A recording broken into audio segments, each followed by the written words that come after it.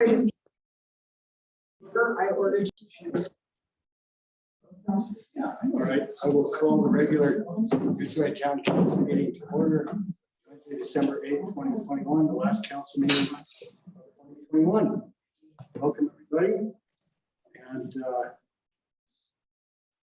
we will have a roll call, please. Council members Beck is not online. Pirelli, present. Gramley, Here. Bacon, here. Schuyler, Here. Mayor Pro Tem Meyer, Here. Mayor Clark. Thank you. It takes us to additions and or deletions to the agenda. Yes, sir. One from staff, request for an item to recognize Deidre Silver and her service to the town of Ridgway. Awesome, great. That under policy. Mayor, I can request that it happen close to the beginning of like one of the first items in the presentations. All right, we can do that really quick as we do number 6 and bump everything down. Is that what you're suggesting? Yes, sir, please. Cool. We'll do that. Anything else? All right, that takes us to adoption of the consent calendar. Is there anything over there anybody wants to pull off? I move we approve the consent calendar. Second. All right, motion made and seconded. All in favor? Roll call, please. Councilmember Pirelli. Aye. Gramley, Aye. Bacon, Aye. Schuyler, Mayor Pro Tem Meyer. Aye. Great, thank you. That takes us to the public comment section of the agenda. This is established time for the public to address council on anything that is not otherwise on the agenda. Anybody have anything? Okay. Yeah. We're here to have some input regarding the pavement of Amelia Street. There were those of us, a few of us who did get informed and were here for the meeting. And I understand Dana's going to be speaking on it tonight. But most of the first meeting, I only sat here and listened. I didn't make a comment, but it appeared to be that the people that were mostly against it showed up. But there's a great number of us that are for it. And we kind of want to continue the dialogue a little bit. And, you know, it's a difficult time of the year. Clearly, so there were a lot of people that we talked to who could not make it, but we've got some issues that we would like to bring up, and you know, hopefully it's not meant to be adversarial, but we definitely want to push the discussion to have Amelia paved. Okay, well, my plan was for before Dana spoke in her slot on the agenda to touch on where exactly we are with Amelia Street. And so I, you know, basically in a nutshell, I can say that it's nothing's happening with it now. It's the budget we're approving tonight doesn't include any expenditures for that. Right. But the discussion is ongoing. So I think there's plenty of opportunity for both sides to be involved going forward. And you know, whether or not, I mean, I think partly, like you said, the time of year, partly the fact that there isn't, it's been, you know, we had the presentation of the plan, lots of input. The council discussed the pros and cons of the plan and our priorities. But it's basically now just kind of sitting until we can figure out, basically, if we're going to be able to find any money to do it, if we want to do some of it. So I think there'll be plenty of room for conversation at a later date when we get to that point. But I appreciate you being here. And yeah, Gordon. Mayor, is there a way that we can, at least the residents along Amelia can be notified when this discussion is happening? My understanding is that we were notified, but I never got the notification, and I don't know if Brad ever got it. So is there maybe update the list of who lives on Amelia or something if there is another notification sent out? Let's So, take that question. So staff sent letters to property owners along Amelia. I can't speak to why some of you may not have received the letter. Regardless, we put, a press release out. I think there were some blurbs in the newspaper, or at least some sort of notification to the plain dealer before the meeting. Social media, we utilize a variety of communication channels to let folks know about what's upcoming on council agendas and workshops and stuff. So again, can't speak to why you may not have received the direct letter communication. It was a very well attended workshop, in my opinion. So there were, I think, quite a few folks who got word, but we can certainly work to do a better job to make sure you're directly notified via mail. Well, and I can commit to giving everybody a shout the next time it comes up on the agenda, in one form or another. So was the workshop you're speaking of the one that was that October when you had all the presentation? Is that what you're?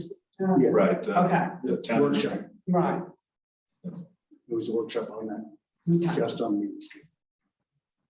Can I get everyone's name? I'm sorry. Sorry, Beth, Oh, yeah. Beth, what's your full name? Beth Height, H-I-G-H-T. And then Gordon Riker. Thank you. Brett. Brad Blackwell. Anybody else? No, they're on the video. So. Yeah, Thanks. or right off of it. Okay, well, thanks. It's ongoing and there isn't anything formal coming up. So there's nothing formal going to go on tonight either. No, Dana just asked to present her take on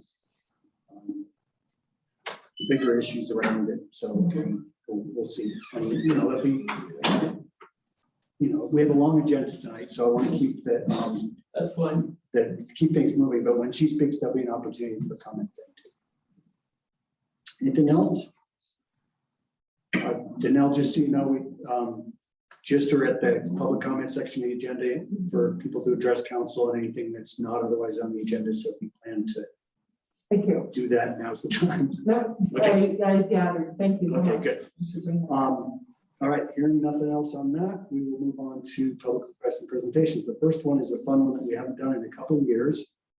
Presentation of gift to the town from the Public Art Ridgway, Colorado, acronym of PARC, our local public art entity, of the winning painting from an annual plein air event. Rick Weaver, our illustrious plein air sponsor, is representing PARC, and artist Barbara Kendrick is the winner. Welcome. Thank you. Good evening, everyone. If I'm not mistaken, I see all new faces up here. After 2 years, I see all new faces up here with the exception of one.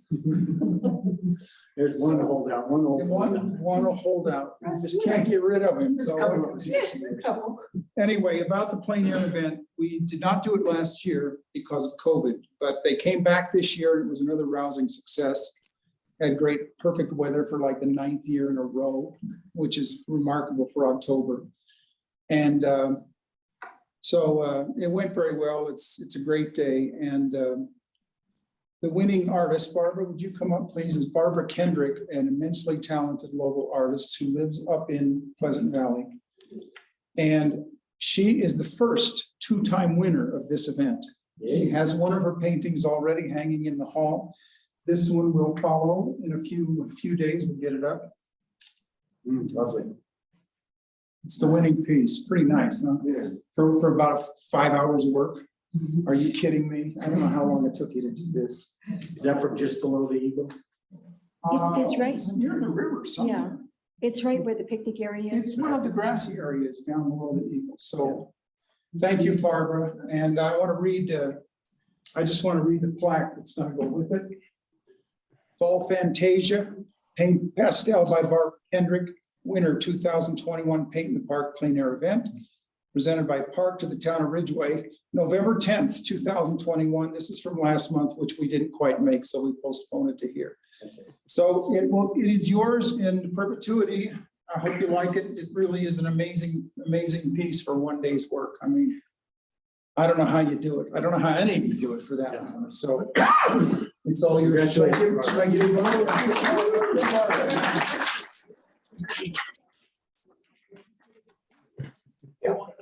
I would just like to say how fortunate Ridgway is to have an event like this every year. You know, communities like Telluride, Crested Butte, Fort Collins, they have events like this. None of them are any better. And so So the artists love it. I have to say, I've made a lot of friends that I never expected to make from this event over 9 years now. And So thank it's you my for favorite day of the year. for creating sure. it and supporting it every year for 9 years now, right? Yeah. Christmas comes early for me on the first Saturday in October every year. So that's great. Thank you. Thank you all. It is an incredible event. Keep up the good It's a work. good event. I encourage the public to come and attend sometime because we do sell them. They are, all the pieces are for sale if anybody wants one, but pick a winner. We had some wine and cheese. We didn't have lunch this year because of what's going on. So Understood. Yeah. it was very worthwhile. Well, great job. Thanks, Thank John. Thank you all. Oh, by the way, I want to give one shit. He's not here because of the weather. Barry Doyle is the man who frames this for us every year, and he does a phenomenal job. And I just wanted to give him a shout out because his rates for doing this are so low. And it's almost like a gift to the town. Yeah, it is. So if anybody wants anything framed, call Barry Doyle. He's the best. He's a treasure for He sure. really is. Thanks for mentioning that. Yeah. Thanks again. All right, that takes us to item number, actually, I skipped Deidre, I'm sorry. We'll do it now. Okay, so do you want to lead it off or you want me to? Happy to. So we have Deidre Silver here with us, joining us on Zoom. She's currently the town's community initiatives facilitator and has been for Deidre 8 years. 8.5 years. Say again? 8.5. 8.5 years. And I've only had the pleasure of working with Deidre for about 2 years now. So the purpose of this item is to recognize you, Deidre, and all your efforts over the last 8.5 years and how well you absolutely a great job you do and how well you represent the town day in, day out. So now's the time for you, Mayor, and others to just shower her with victims. Well, and to be clear, Deidre's retiring at the end of December. So it's been a great run, Deidre. And I, for my part, will say that you and I worked together almost more closely than anybody else on staff here, mostly because of my interest in the creative district and everything about that. And I think a lot of you know how much I sing the praises of the creative district program and how much it's done for the town of Ridgway. And Deidre, you've been just incredibly instrumental in carrying all those things forward and doing the hard work of herding cats on the creative district committee. The committee actually became called the Cats at one point, the creative advocacy team. As a nod to the fact that it's always about, whenever you get a bunch of artists in a room, it is definitely herding cats. So, and Deidre did an amazing job throughout. And Deidre, I can't thank you enough for your years of service. It's been a joy to work with you, and I wish you nothing but the best in your retirement. And I know that you're sticking around. That's the best part. True. Anybody Thank you, else? John. You're welcome. Deidre, we haven't done that much together, but I've enjoyed working with you and I appreciate having you around, looking out for us. So thanks. Thanks, Russ. Likewise, as one of the new faces in the last 2 years, I appreciate the time we spent together on the Heritage Park Committee and other things. With you. She's a hardworking gal. Glad you're not going anywhere, Deidre. I'll be around, but I am going to take a break for a bit. So Well deserved. Well deserved. Well deserved. yeah, thank you, all of you. It's been my incredible pleasure to be working for the town for this period of time. It was the perfect place for me to end my professional career and be able to do some things for the community that just feel like they're, you know, they'll always be in my heart. And I love this place. I believe in what we do. I think the town is an incredible entity, and we are so fortunate to be the community that we are and to be able to do the things we do in the ways that we do with the values behind it that are so important to all of us. So keep on going, town council, keep our authenticity alive. And I'm still around for a couple of weeks, but it's going fast. So thank you for the recognition. You're very welcome. And so I'm guessing you probably won't be joining us at the Christmas party on Saturday. No, I won't. But I'll see you on Saturday, John, for the Creative District or the Creative Main Street. Great Main Street, session, definitely. And I just want to add, I'm remembering early on you telling me the story of how you and Jim chose Ridgway to move to from, was it Flagstaff? Mhm. Flagstaff area where you moved from.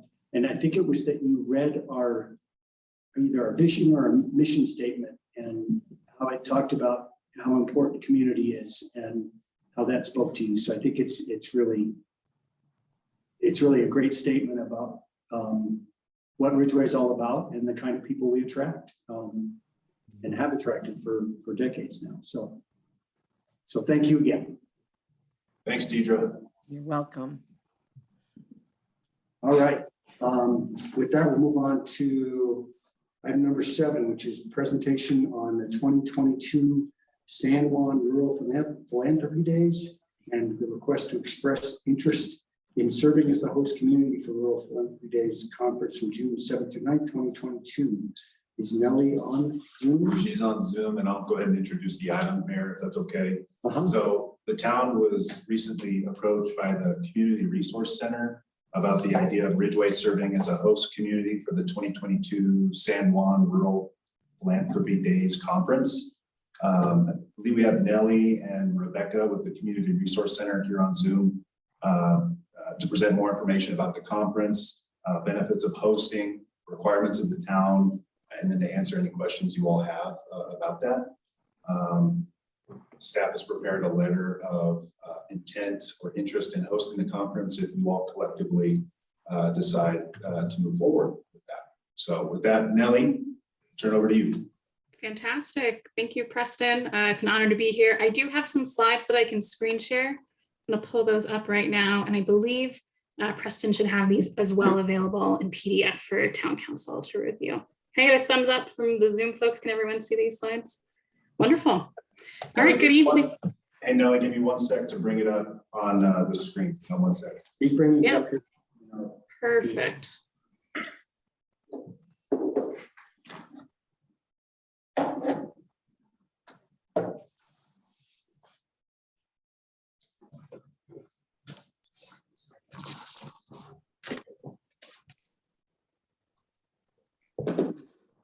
Okay, Nellie, we're good to go. Great. Thank you so much, Preston.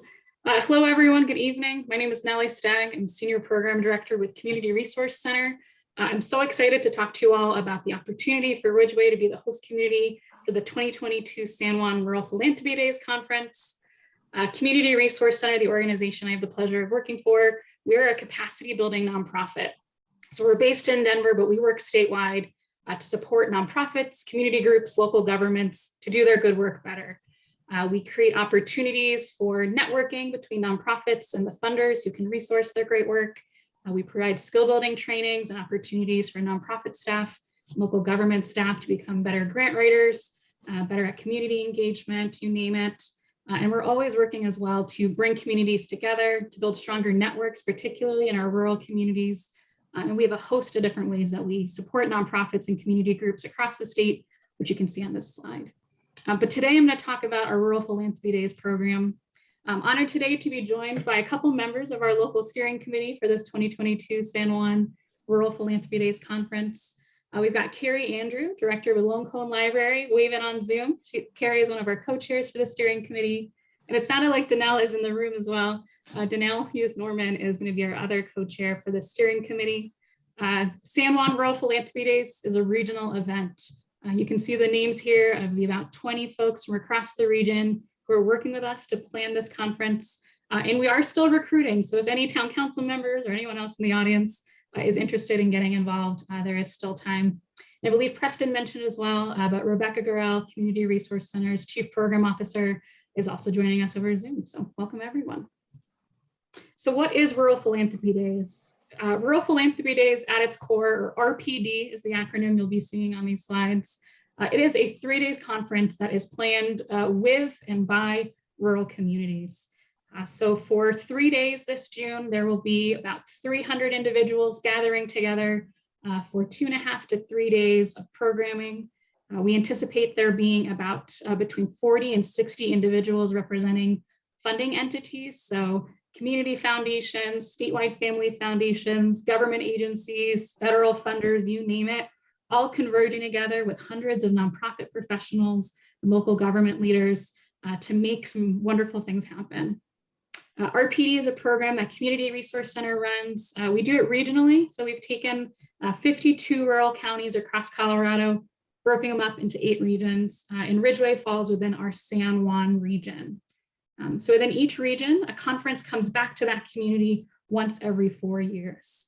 You can see on the slide here the previous San Juan Rural Philanthropy Days conferences. The most recent one in 2017 was held in Montrose. In 2013, it was in Ouray. And in 2009, it was in Crested Butte. The goals of Rural Philanthropy Days are really to help rural communities overcome the access barriers faced, particularly by our rural nonprofits and local governments who are working to make wonderful things happen. So the goals of RPD are to foster those regional relationships, to really build strong networks of rural nonprofit leaders from across a community, across a region, and really create that network that they can lean on to collaborate and tackle big persistent issues together. To build the skills of local nonprofits, so to provide quality trainings in your community for nonprofits on grant writing, on volunteer engagement, board management, financial management, you name it, everything they need to do their good work better. And then also to build relationships with the funding community. So bringing funders out from Denver, out from Colorado Springs into your communities, getting them out to actually see sites, meet with folks, break bread, and build those relationships. And through all of that, we hope to increase grant funding coming to rural communities. What the actual Rural Philanthropy Days conference looks like, it's very different from maybe if you've been to a standard conference in a hotel where you're in a basement, going between ballrooms and different breakout meetings. It's a true celebration of a community. And so we're planning this event with our steering committee between now and June. But throughout those 3 days, there will be workshops, trainings, and panel discussions. So those skill building trainings for nonprofits, as well as panel dialogues on the most pressing issues facing your region. So our steering committee will really identifying whether it's broadband, access to housing, the impact of arts and community development, you name it, having panel dialogues on that. There is a lot of funder engagement. So we're bringing in, over 20 different funding entities from the Front Range. So we'll have meet and greet sessions. We've had office hours. We've had speed dating opportunities, really trying to break the ice and build those relationships between rural community leaders and statewide funders.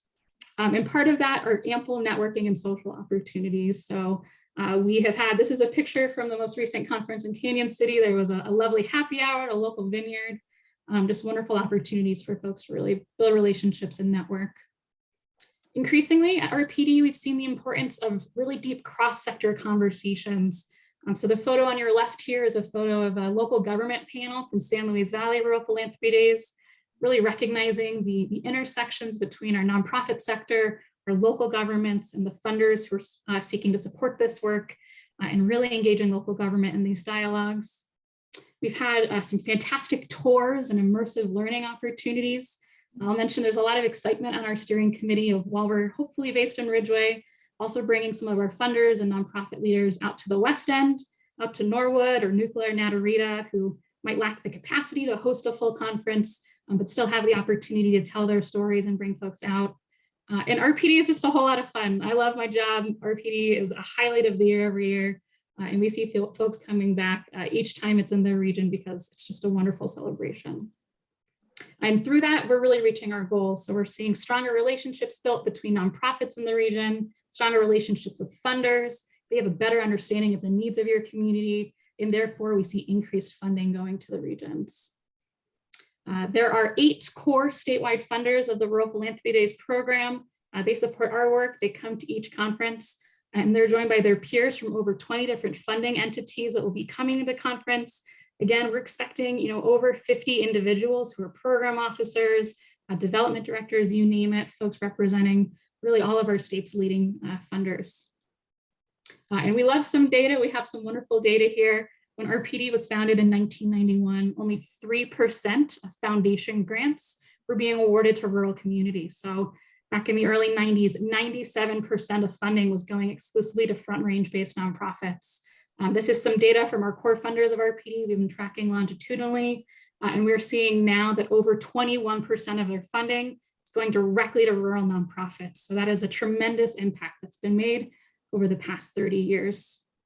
And we can even hone in more locally. So just looking at the San Juan region, the counties within this area, we can see that since the last conference, so from 2016 through the end of 2017, we saw a 48% increase in grants to your region. This is a trend that we see really in each region after a conference comes through.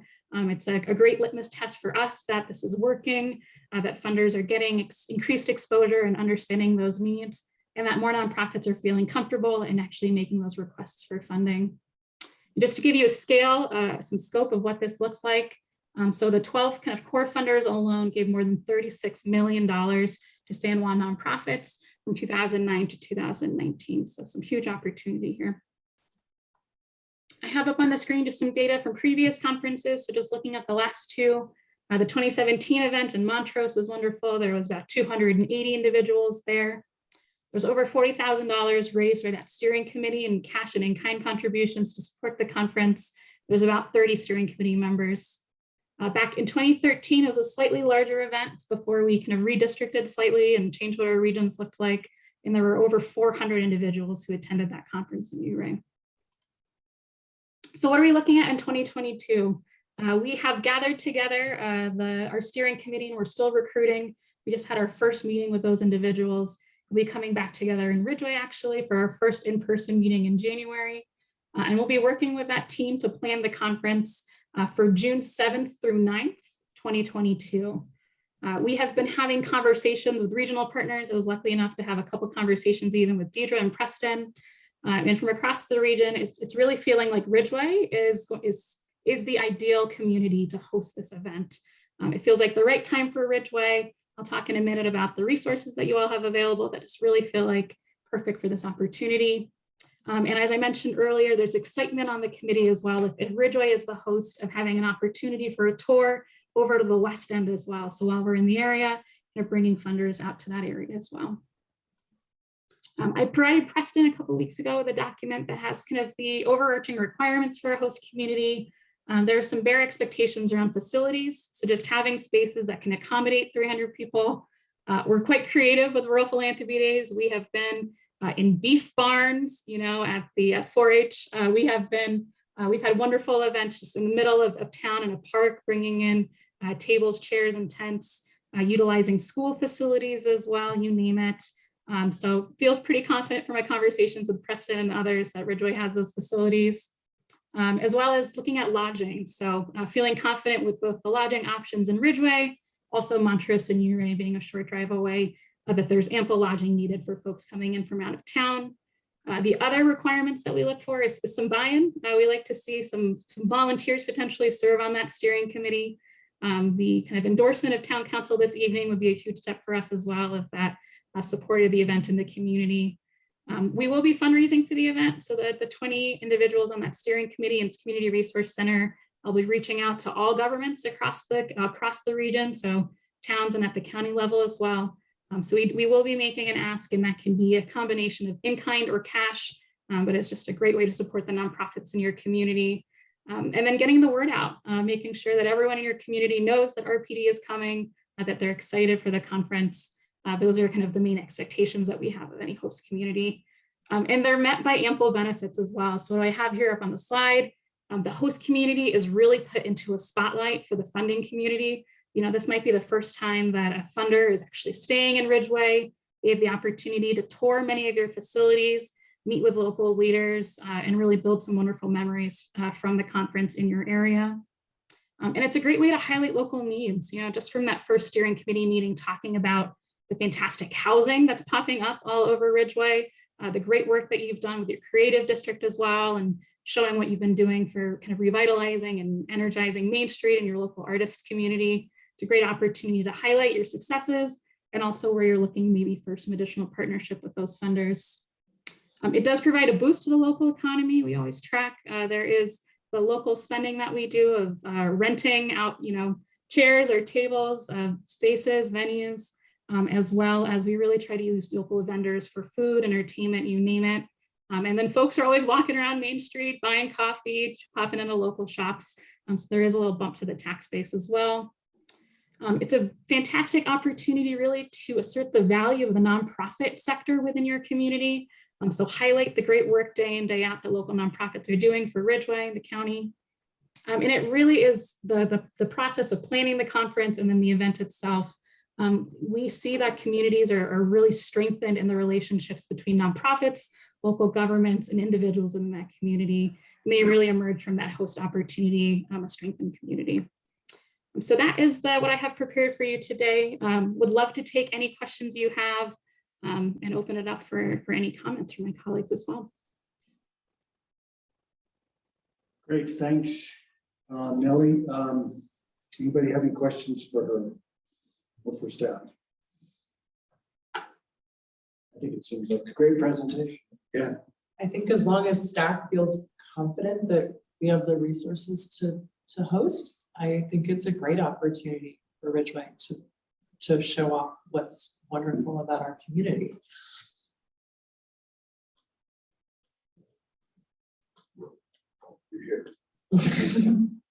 Yeah, I mean, if you're looking for comments from staff, from our perspective, yeah, look, if you all would like to move forward, feel confident that we can support Nellie and everyone else over there in getting this going and facilitating to ensure that they get what they need, space-wise, amenity-wise, et cetera. So I've never been involved with a conference before, but feel confident we can lend a helping hand and feel confident in their abilities to put this on.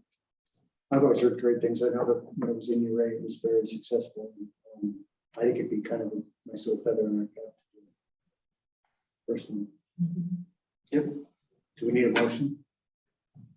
I think that'd be good. Yeah, I think that'd be good. So we're moving to approve John signing the letter of intent to host. I move that we authorize Mayor Clark to sign the letter of intent to host the San Juan Rural Philanthropy Days Conference. Second. Russ beat you to it, Kevin. So All good. motion being seconded. Any discussion? Roll call vote, please. Councilmember Furley. Aye. Bramley. Aye. Latham. Aye. Skylar. Aye. Mayor Pro Tem Meyer. Aye. Great, thank you very much. There you go, Nellie. We're looking forward to it.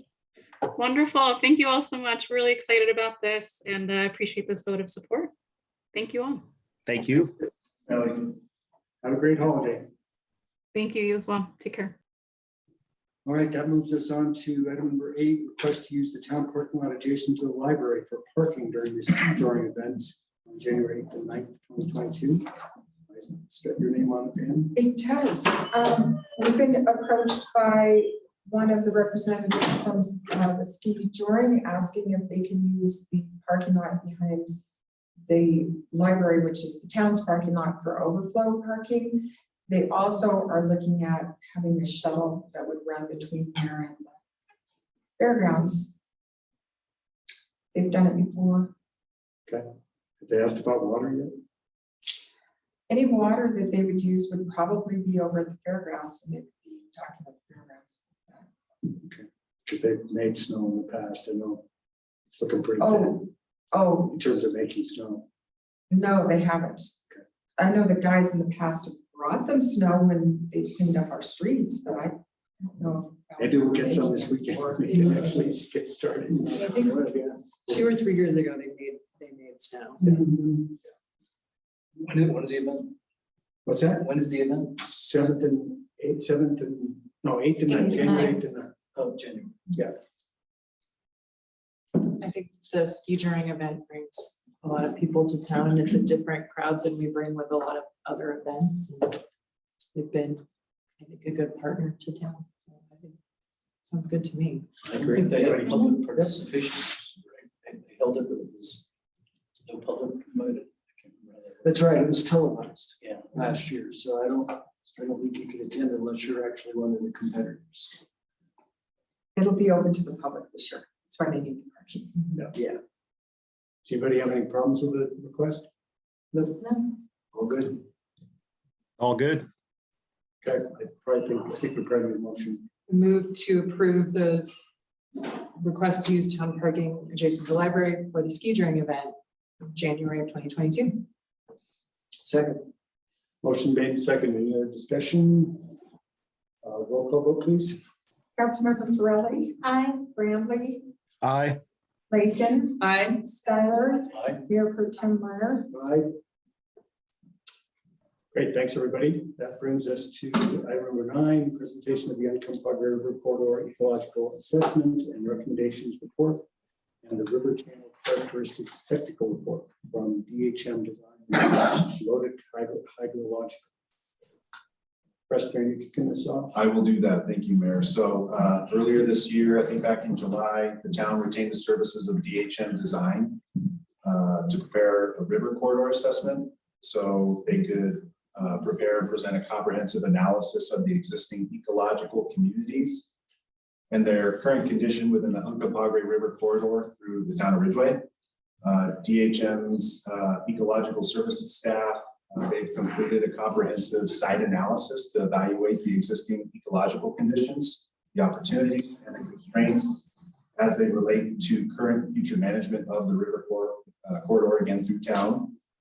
2 separate reports have been produced. They're both in the packet before you. The first is the Uncompahgre River Corridor Ecological Assessment and Recommendation Report.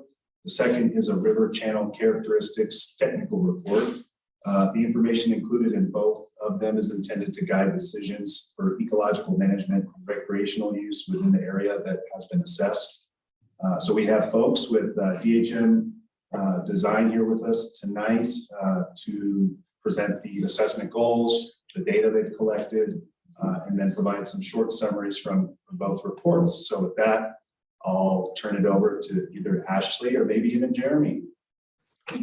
Yeah, thanks, Preston. My name is Jeremy Allenson, and I'm the Natural Resource Programs Manager with DHM Design.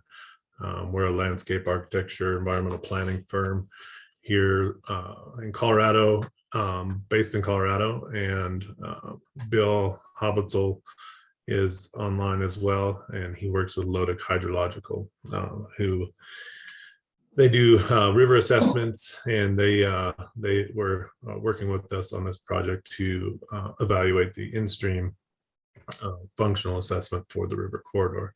And as Preston said, we completed a evaluation of the river corridor through, I'm going to go ahead and share my screen here so you guys can see. And I think, Preston, do you have the PDF here? Nice. Yeah, you're good to go. All right, great. So this fall, we completed a assessment of the river corridor through the town of Ridgway and kind of south of town and north of town. Here's a context map of the assessment area is shown here in this outline in red. Essentially starts on the upstream end at Cuttigan Gulch, and then is the downstream end is just north of Dennis Weaver Park. And so it incorporates a 200-foot buffer along the river corridor through this assessment area. And we were tasked to evaluate the current river function, as well as take a look at the current existing condition of the ecological communities throughout the river corridor. And so the buffer area incorporates both the riparian kind of corridor as well as some of the upland areas adjacent to that riparian corridor. And as Preston mentioned, we had submitted 2 different reports. This technical report was provided by Loaded Hydrological. And for tonight, I'm just going to provide a brief summary of each and talk through some of our findings. But if you get a chance to review the reports, there's a lot of really good technical information on there, and provide a good snapshot of the existing conditions of the river corridor now. And so that was one of the goals that we had reviewed with Preston. and the Uncompahgre Watershed Partnership, just looking at, how the current river function and ecological site conditions exist today, and then how those can be planned for and managed going forward in the future. So for the in-stream river function assessment, Bill and his team did a larger assessment of the entire river valley to kind of provide a context of what is happening with the river system through the town of Ridgway. And so it takes a look at some of the different river types and how that sediment is transported from, the more confined areas up on the headwaters of the Uncompahgre here and migrates down into the town of Ridgway, and the different river channel types within that area. And so, up towards the upper end of the valley, we have a more of a step cascade channelized river type. And as it moves down valley into the floodplain, the river widens, and it migrates more on a lateral route as it gets closer towards the town of Ridgway. And on the way, it's depositing sediment as it gets into the town of Ridgway, and the overall, I guess, the more dominant river type through the town that we identified was a wandering type, where the river doesn't migrate as far laterally as it would in the braided sections, but does move from side to side as it moves downstream. And then towards the north end, Dennis Weaver Park, it's more of a valley margin controlled floodplain area. So this is a little bit more channelized, not as much fine sediments and gravel in this area. And so you can see from the aerial imagery through the town, this is Highway 62 bridge. Here in 1998, you can see the river was pretty straight, going kind of a straight shot right below the bridge there. 2005, it's migrated a little bit more closer to Highway 50. And then currently it's kind of migrating back towards Rollins Park. And so as the river gets a little bit more confined through town with the development, it doesn't have as much room to migrate. And so I think what some people are seeing as maybe an issue with some sedimentation or the distribution of sediment in town here is just from that confined river channel. And so it's not really, I wouldn't say it's a red flag or an issue. The depositional bars that you see kind of through town here do allow for succession of the riparian vegetation and those riparian habitats to occur. And so, and that's pretty evident kind of throughout the assessment area. And so it's more just of a natural kind of succession in this area. And so, Bill, did you have any additional items you wanted to discuss there?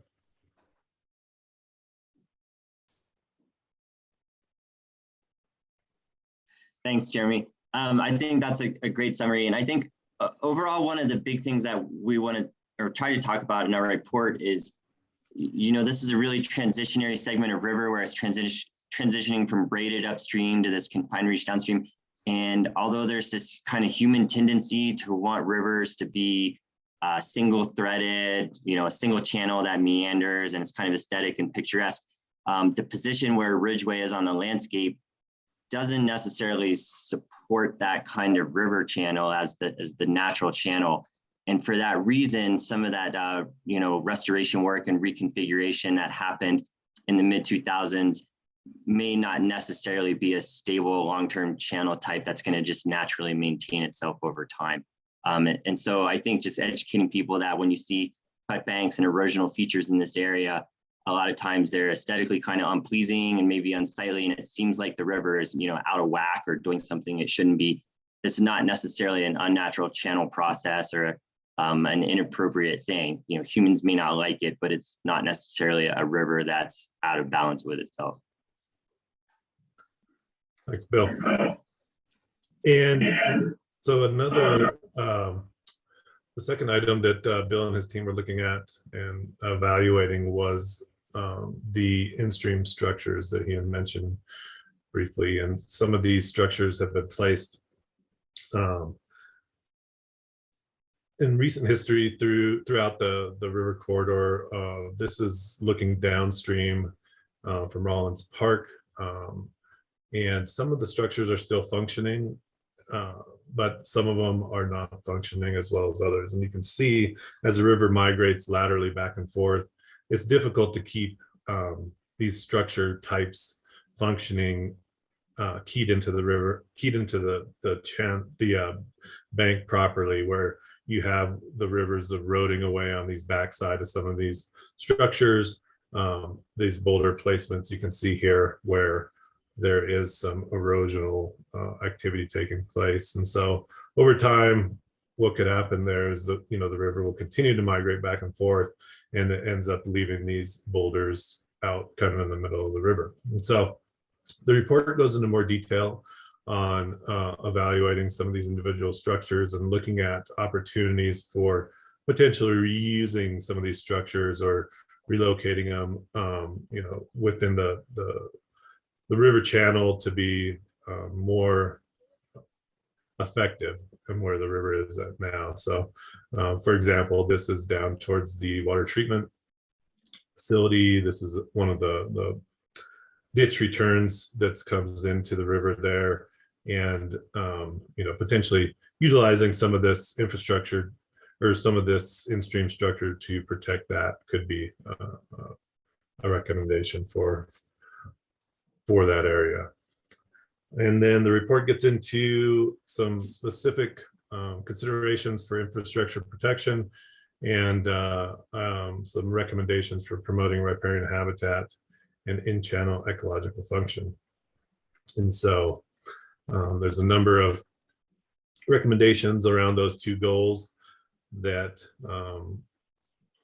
provide some thought-provoking ideas and concepts for the town to review and keep that in mind as you're moving forward in your planning decisions and capital projects.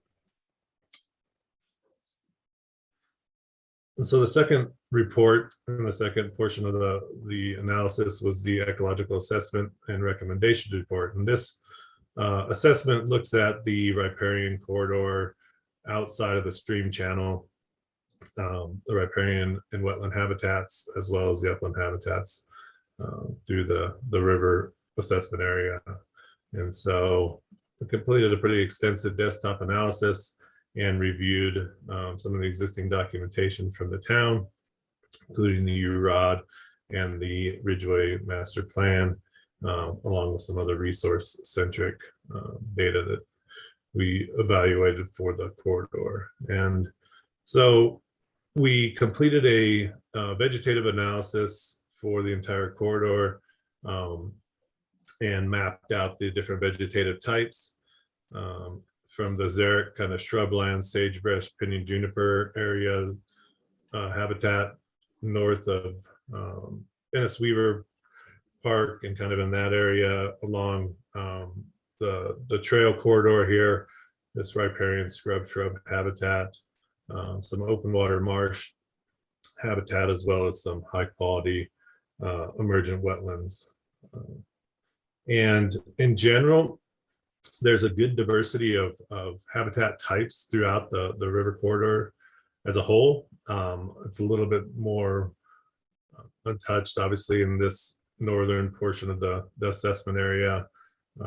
Even through town, though, there's some good riparian shrub wetland habitat, as well as some old decadent forested riparian habitat where you have some older cottonwood stands.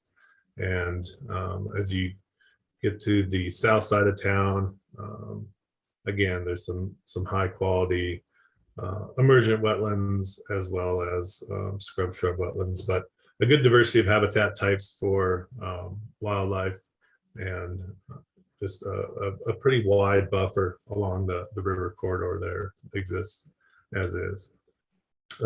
We did complete a wildlife assessment for the corridor and just identified some of the species that could exist in there.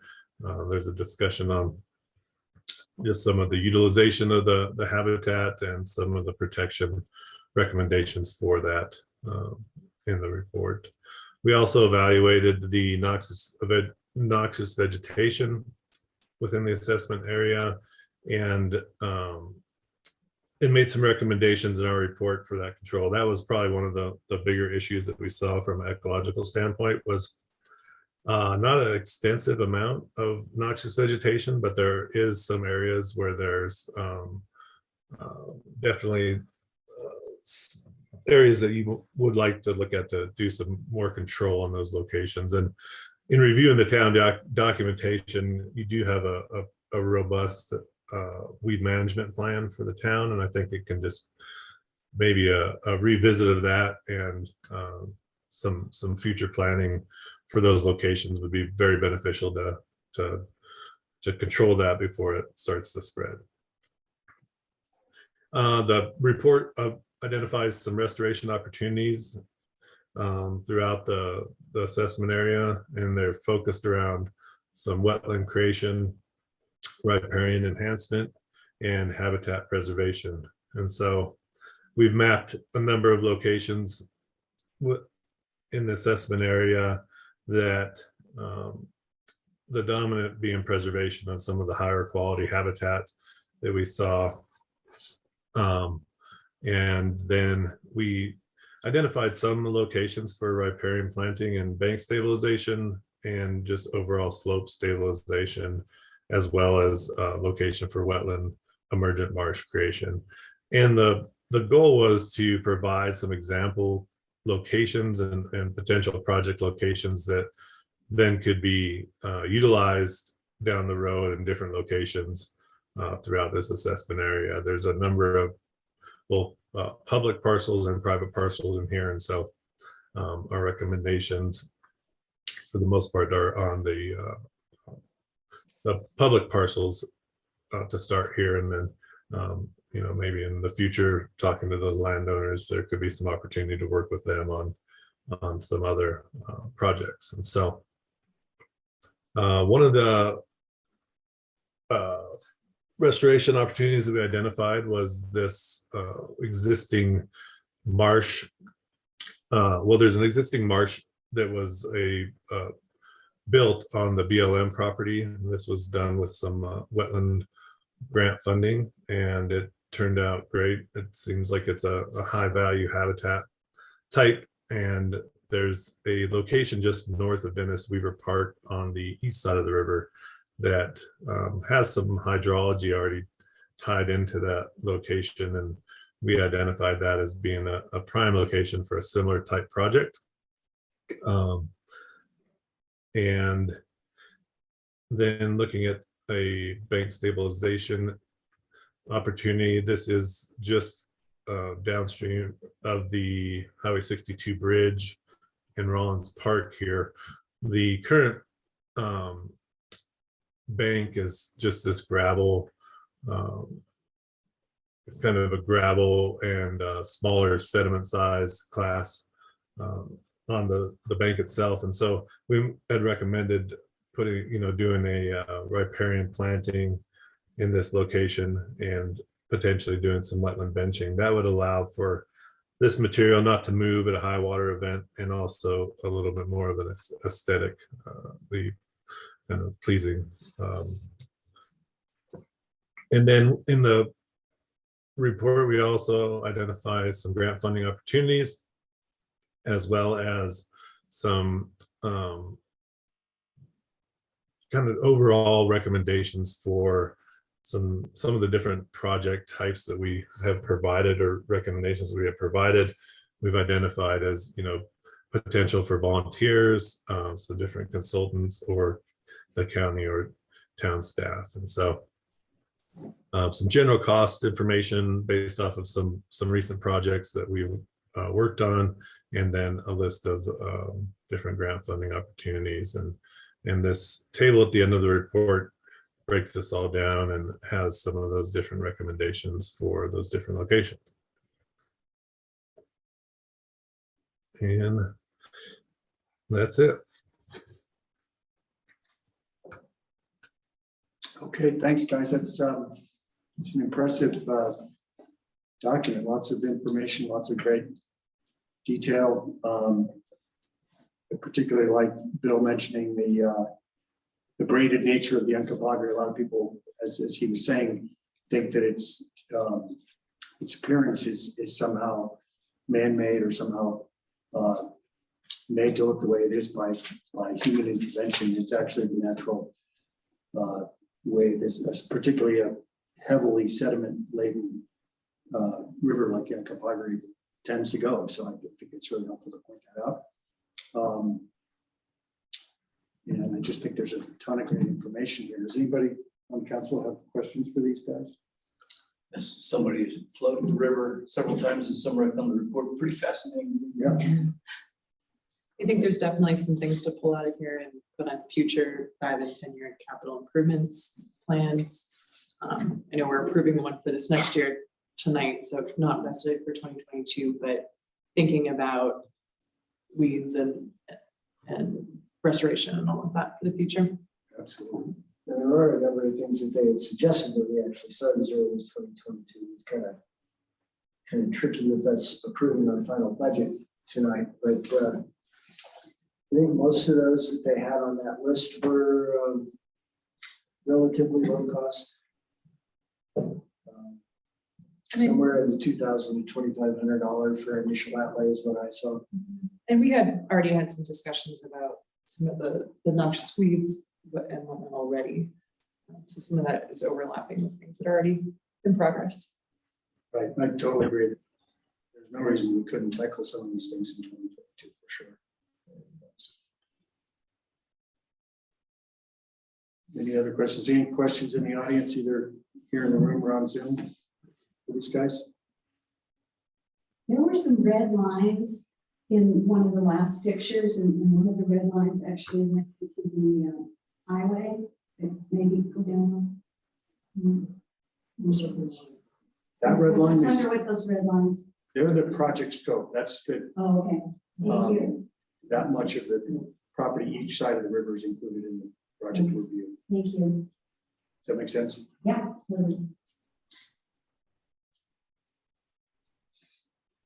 Anything else? Thanks for including all that funding information. Is that money pretty readily available? Because it looks like there's a fair amount of money we can spend on just a high impact, short-term suggestions here. So. Yeah, that funding information, the grants that we provided are up to date from our and that funding information that we have provided, just the general cost, the cost class categories that we provide there are based off of some recent projects we've done on the similar scope and size of what we're looking at here. So. Okay, great, thank you. Yeah, that's really helpful. Well, thank you guys. We enjoyed working on the project and enjoyed working with Preston and the Uncompahgre Watershed Partnership. And it's a neat section of river you guys got there, and should be celebrated and protected. So absolutely. Right, we're very fortunate to have as much control over it as we do. And Mayor, if I may, I want to say likewise, Jeremy, Ashley, Bill, Seth's not here, but you've all been a pleasure to work with and very attentive. I think what you produced was obviously very well received and very much appreciated. And just going back to what you guys were just talking about, there's certain management actions and restoration opportunities that we don't have to wait on necessarily. That's stuff we can look through and see how we can move forward with it sooner rather than later, especially with the noxious vegetation piece, which I think we're all aware that that's a big deal. Yeah. we need to deal with that. There's urgency there. So thank you. There's a number of parcels listed along that, in that corridor, within the boundaries of the scope that we don't have any ownership of. Do we have ability to work on this section? Well, we have to work with the property owners, but Yeah, so you just have to.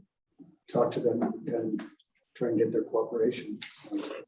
Yeah, and we've had good success too, working, I see that you guys, your county, the UA County has some funding available. And I think sometimes just educating and making that known to some of those property owners, they're typically receptive to utilizing some of that funding to help out with those projects as well. So. Great, thank you. Thank you, guys. Any other Thank you comments? very much. All right. Thanks a ton. Agenda. This takes us on to item number 10, which is Dana, you're up. Presentation regarding the Union Street paving project relative to contributing to climate crisis and plant destruction. And while Dana's getting set up, I'm going to give some background here. I want to make it clear that we will not be taking action or providing direction on anything related to the Union Street Improvement Project tonight. Later this evening, we will take action on the budget for fiscal year 2022 in its current form. No funding is earmarked for anything related to this project. To give you some background, the 2021 budget, the town budgeted for a preliminary design of a new street from the Kenwood 5 turnoff on the south to the Yates subdivision on the north. And at our April meeting, the town's engineering consultant presented the project scope, existing conditions and typical sections in an effort to obtain collective input from the council. That input was to design 2 12-foot driving lanes, keep and work around all existing sidewalk and valley pans, design additional sidewalk on the east side of Amelia to make for a continuous pedestrian walkway, design additional valley pan on the west side if feasible. And at that point, we said the scope of the project should start with Sabeta Drive on the south and end at Yates subdivision on the north. The town's engineer consultant worked on the project that was presented at our October 21st workshop that many of you mentioned earlier tonight. And there was a lot of comment and feedback that night. The workshop was well attended and there were a variety of thoughts expressed. No specific action was taken, but there was consensus about modifying the design to exclude the paving development from Union Street South of County Road 5 turnoff. And then in our budget retreat held on October 23rd, we discussed the outcomes of the workshop and where Amelia Street Improvement Project fits within the town's capital improvement plan. And after a brief discussion about the possibility of phasing the project as well as potential funding opportunities, council collectively decided not to earmark any funding for the project in fiscal year 2022. That does not preclude us from discussing the project and further exploring ways to bring all or some of it to fruition in the future. But I just want to get everybody's current on how we got to where we are and particularly the various discussions that we've had in 2021. With that, Dana's going to give us a hopefully short presentation and take it away.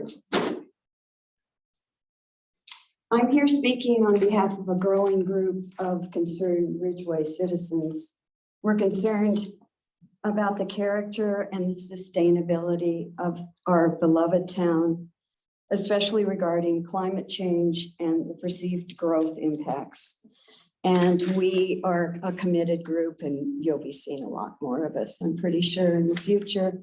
We did, and I did hear from a friend of mine, and I knew that you were not including the Amelia Street project in the 2022 budget, which I'm really surprised nobody called me to let me know that when my neighbors are hearing it in emails, because I'm thankful that I did hear about it because it changed my entire presentation tonight, which is okay. But we did go, our group, we put out a petition.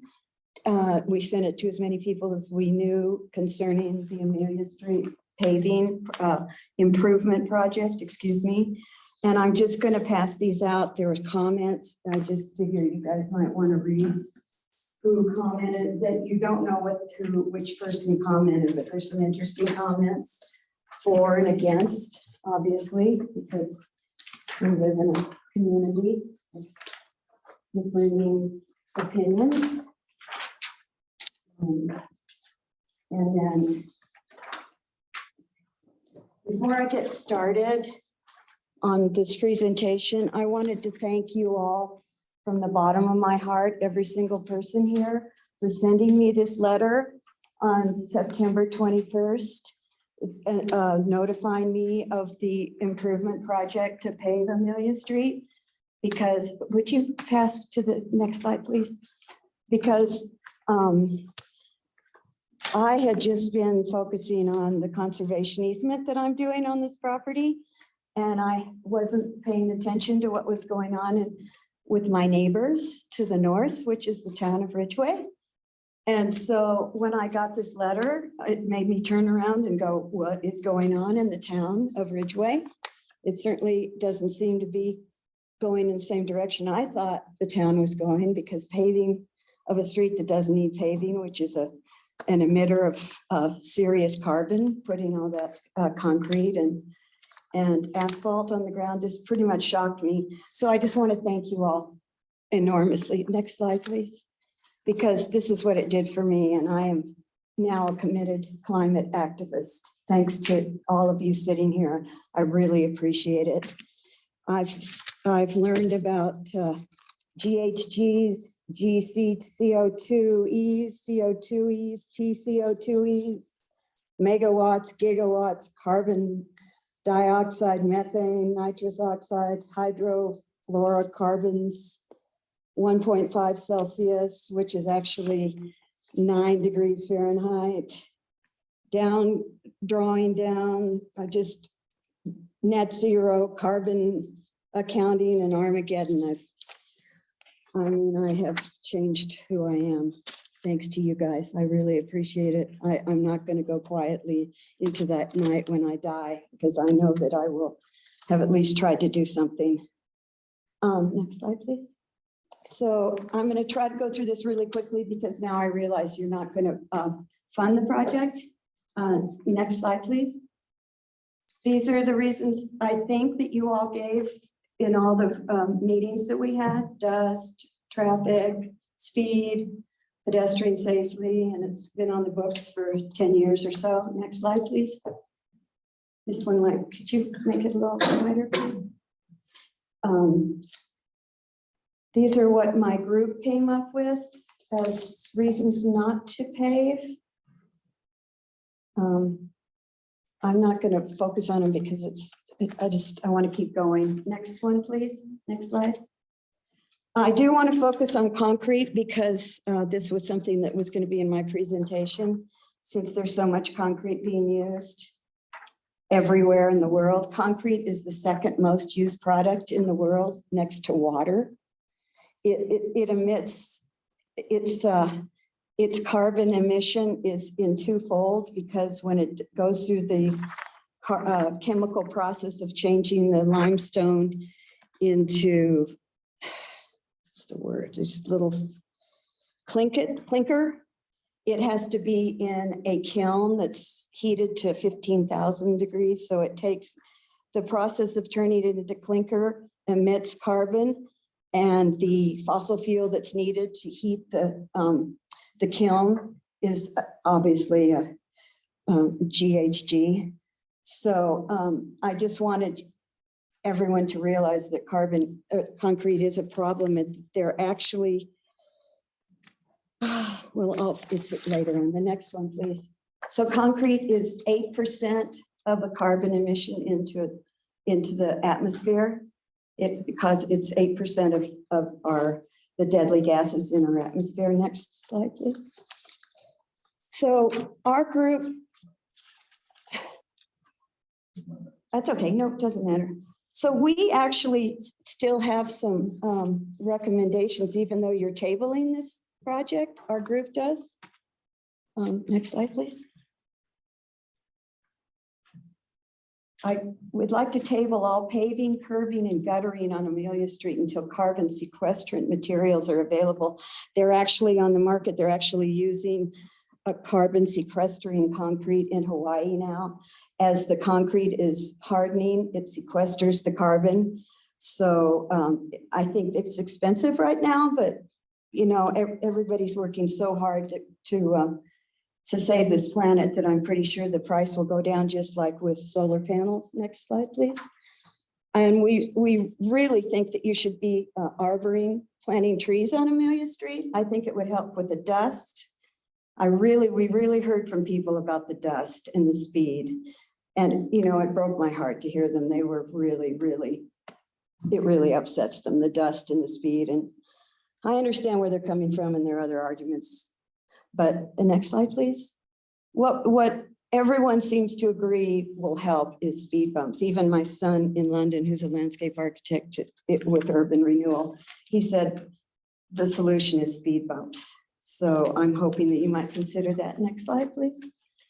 And Lucy Booty thought planters might be nice with the speed bumps, and the neighborhood could plant them, and it would be sort of a little neighborhood garden-y reality on Amelia Street. Next slide, please. And then I'm totally for your sidewalks. I mean, I totally hear you. I don't want to call them sidewalks, pedestrian walkways, not cement at this point. This is decarbonized granite. It's in London. It's at the Olympics Center from the Olympics. It's a wonderful material. It percolates,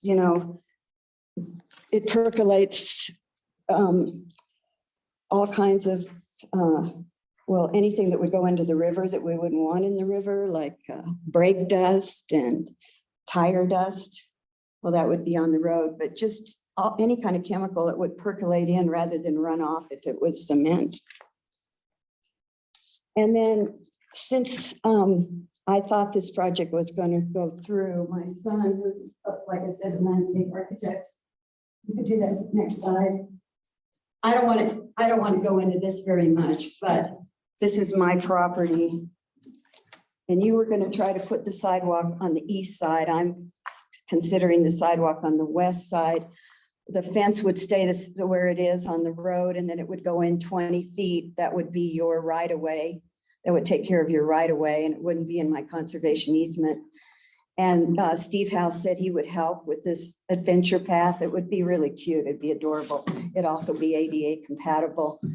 But I don't want to spend time on that right now because you're not going to do the project, but in the future, just bear in mind, I have that.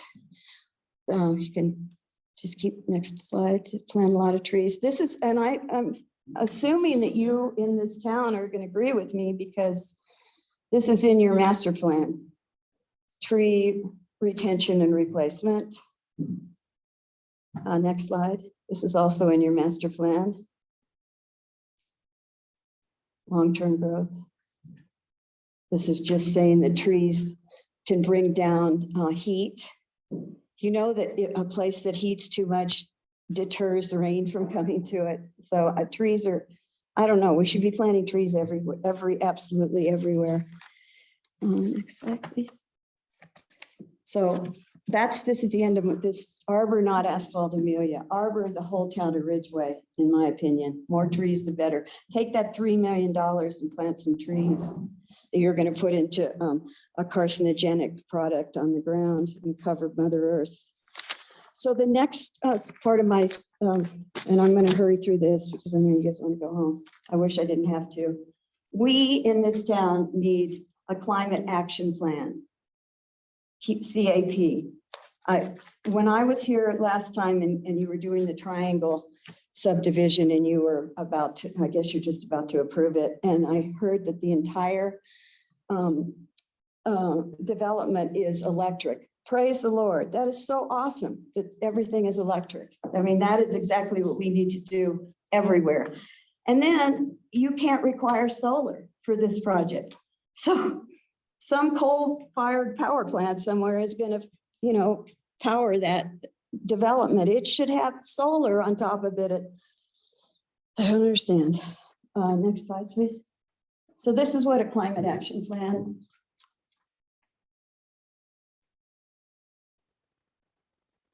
Next slide, please. So I got on this, I realized Boulder, Colorado, our neighbor, is a rated A with an international organization that uses very intense data to follow a town's global or emissions footprint. It's unbelievable what this town has decided to do to lower its GHG. It's absolutely amazing. And they are more than willing, okay, 80% reduction in community greenhouse by, I mean, it's specific, very intensely specific, and they have to give these detailed reports to this. It's called, the group is, just a second here, I've gotten ahead of myself. It's called CDP. It's an international not-for-profit charity. It's a global disclosure system to help cities, companies manage their environmental impact. What gets measured gets managed. And it's focuses on transparency, a town's transparency, whatever. Transparency. Thank you. Next slide, please. This is just another thing, the goals. I'd like you to focus on this building performance ordinance that they require for commercial buildings. I got on that site because I have 3 commercial buildings in Ridgway. So I pretended like I was filling out the form as if I lived in Boulder. It is ridiculously a pain in the rear is what it would be for people that own buildings. But I think once you have the first, you do it the first time because you have to do square footage, you have to take into account weather, and then you have to do all the utilities and the water consumption, the utility consumptions. It's a massive form that has to be filled out. But I think after it's done initially one time, it won't be hard. And then then they can look at this form and see if you're keeping your energy. If it's gone up, it's gone down, it's level, if you're using too much for the square footage of your building. It's brilliant. It's all on the Boulder website, government website, how to do this. Next slide, please. This is what we have in this town as our in our master plan to try to lower our GHGs. It's like what, in my opinion, Greta Thunberg calls the blah, blah, blah, and the greening of, the greenwashing of whatever. Next slide, please. The same thing. This is in our master plan. Continue. Can I share something real quick? Yeah, go ahead. We have a cap. You have a cap? Where is it? I certainly couldn't find it. Have you heard of a Snuffles Energy Board? It's a regional It collaboration. wasn't on your master plan. Well, I looked for it's it. a separate document. It's just. Well, it's certainly, I don't see that you're doing any kind of, I don't see that you have any power. They have limited leverage. We had a meeting last night with Snuffles Energy Board. Preston was there. I was there representing San Miguel Power.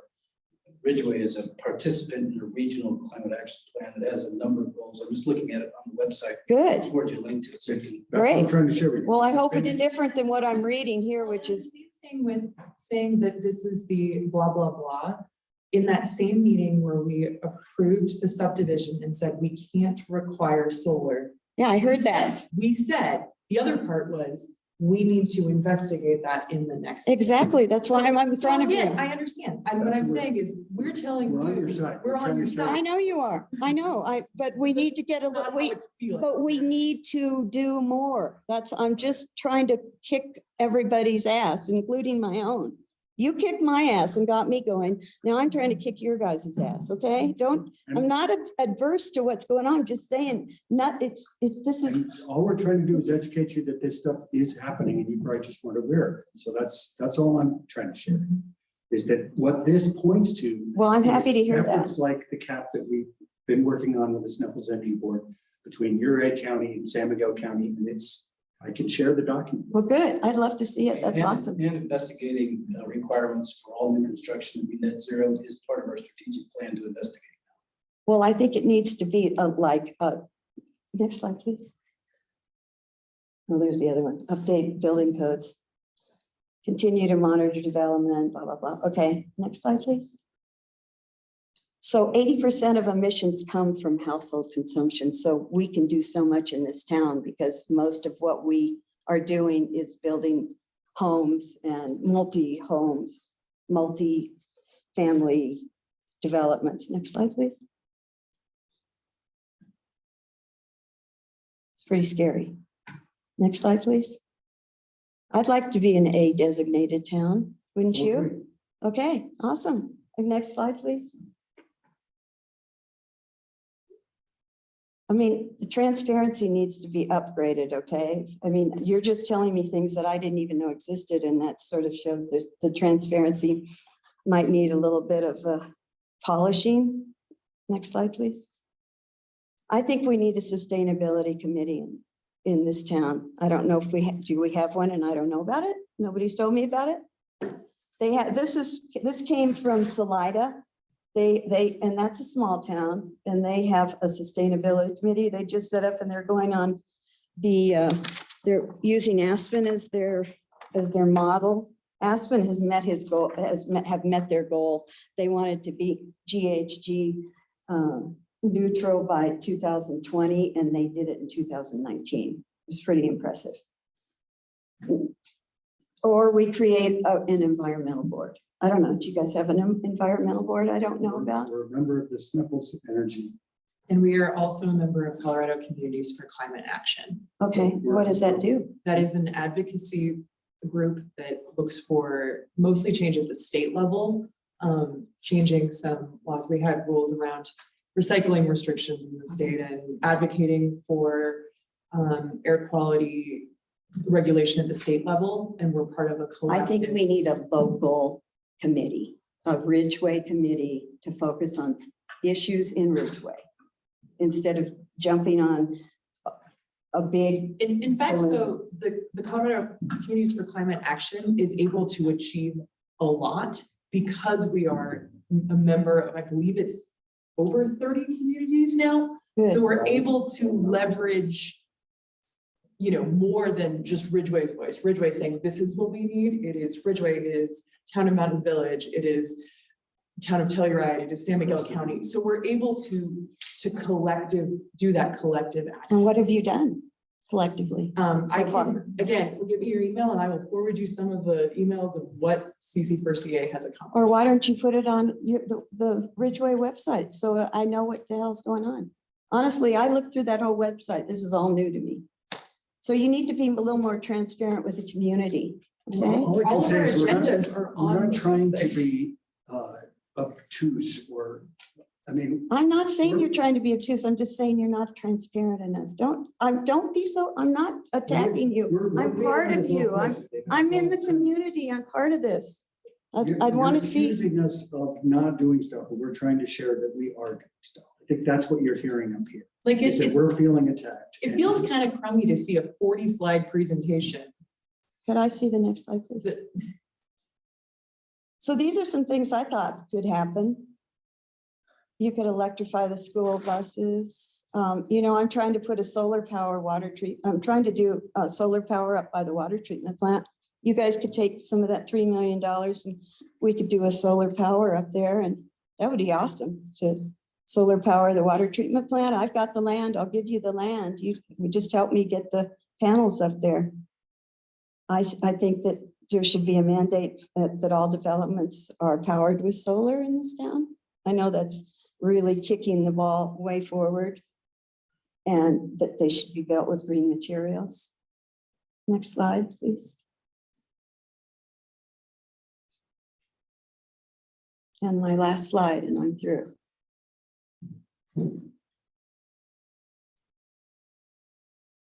Thank you. And I really wish that you could put a moratorium on building until we saw what the drought is doing, and that you could maybe redo the master plan to give yourself a little more power where solar is required on buildings. And I mean, we don't have any time to waste. I'm sure if you guys have really looked into the climate crisis, you would agree with me. We have no time to waste. I have a master's degree in oceanography, which is an earth science, and all I'm not- oceanographers talk about is climate change. I find it a little bit. That's We your. are weighing the immediate needs of a town with climate change, which is what everyone is trying to do. Like, Right. It's not, no one is. I would here- say paving Amelia Street when it doesn't need to be paved is kind of a sign that maybe you're not quite focused on what's happening in the planet, honestly and truly, because it emits carbon. Putting down concrete and asphalt emits carbon. So understand. that's what got me here, was you guys wanting to pave my street. I'm sorry. Otherwise, you wouldn't see me. I'd be working on my conservation easement, which I'm so happy to do. I don't want to be here. It makes me want to cry. Everything I see that's going on in this planet. If I didn't have to be here, I'd be out on my horse in the wilderness somewhere. I'm sorry. You raised me to the call.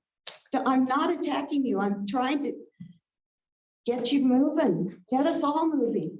All right, please don't think I'm attacking you. Just Your passion is evident. thank you. Many of us share it. It's not, it's imperative. It's do or die, my friends, do or die. Yeah, I think that And I mean that 100%. Thank you for letting me present. You're very welcome. I wasn't. I think the important thing is to realize that this is a community with a lot of different voices, a lot of different opinions. I've seen a couple of hands up.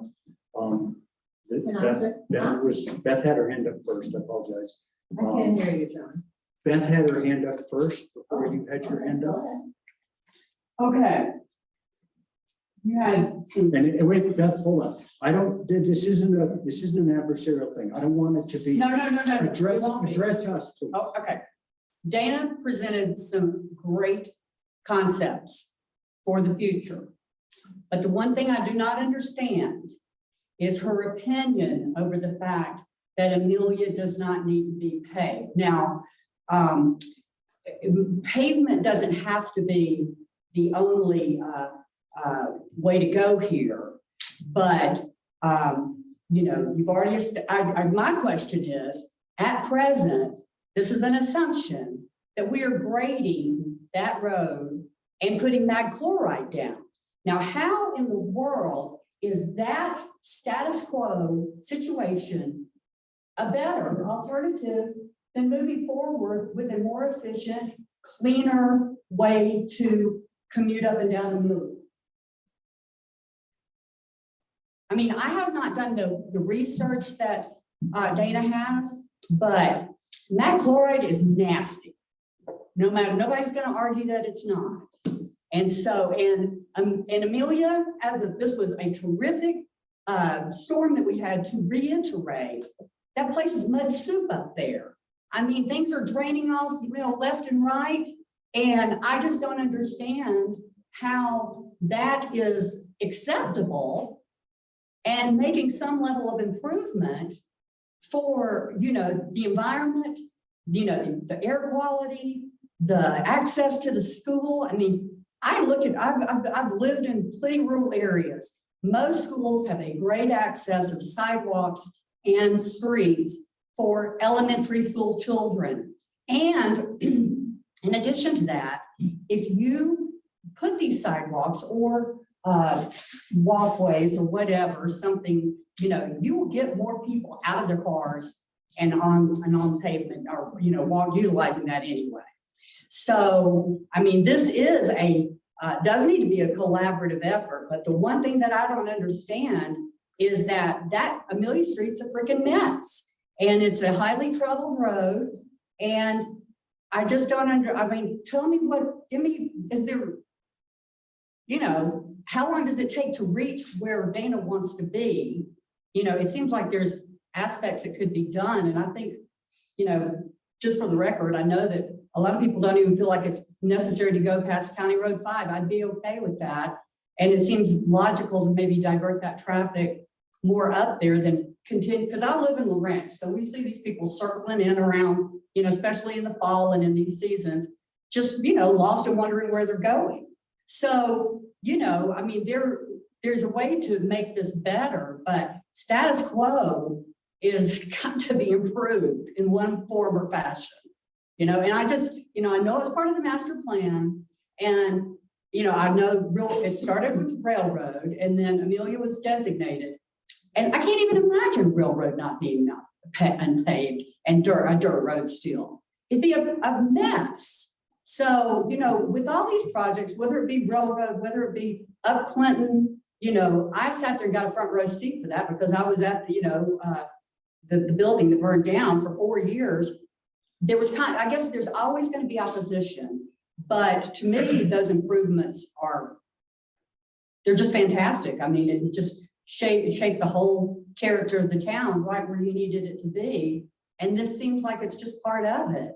Obviously, it's part of it, you know, but somebody answer that question for me, please. I know you guys missed the workshop and you weren't able to attend. It is on the town's YouTube page. And I actually did ask what the payoff was. And I'm not going to quote the answer right now because I don't remember the exact answer, but it was on the order of 10 to 15 years in terms of cost over, you know, paving versus maintenance. But that answer is in there. It's available if you guys want to go back and look at it. So that question was brought up during the design workshop. So that is what it takes right now. Again, don't quote me on an exact number, but I did ask that question of the town engineer during the meeting. So it's there. Okay. Can I get Alice first, since she had her hand up? Yeah. Alice, go ahead. I want to address the small. I usually look at the larger picture. I'm looking at the smaller picture right now. I'm probably the only one with Dana and Rebecca who knows exactly what the traffic patterns are on the corner of Amelia and County Road 5. I'm there most of the time. I'm there 11 o'clock at night. People speed down that road. There's wildlife that's in the gullies on my property that come up. If you pave that, they're already ignoring the stop sign. I mean, the speeding, I used to 10 years ago ride my horses up that road. I wouldn't dare ride up that road now on a horse. Is that Amelia? On County Road 5. Oh, I know, County Road 5. I mean, even at 11 o'clock at night, Yeah. when I'm out with the horses, I see the lights and the electric.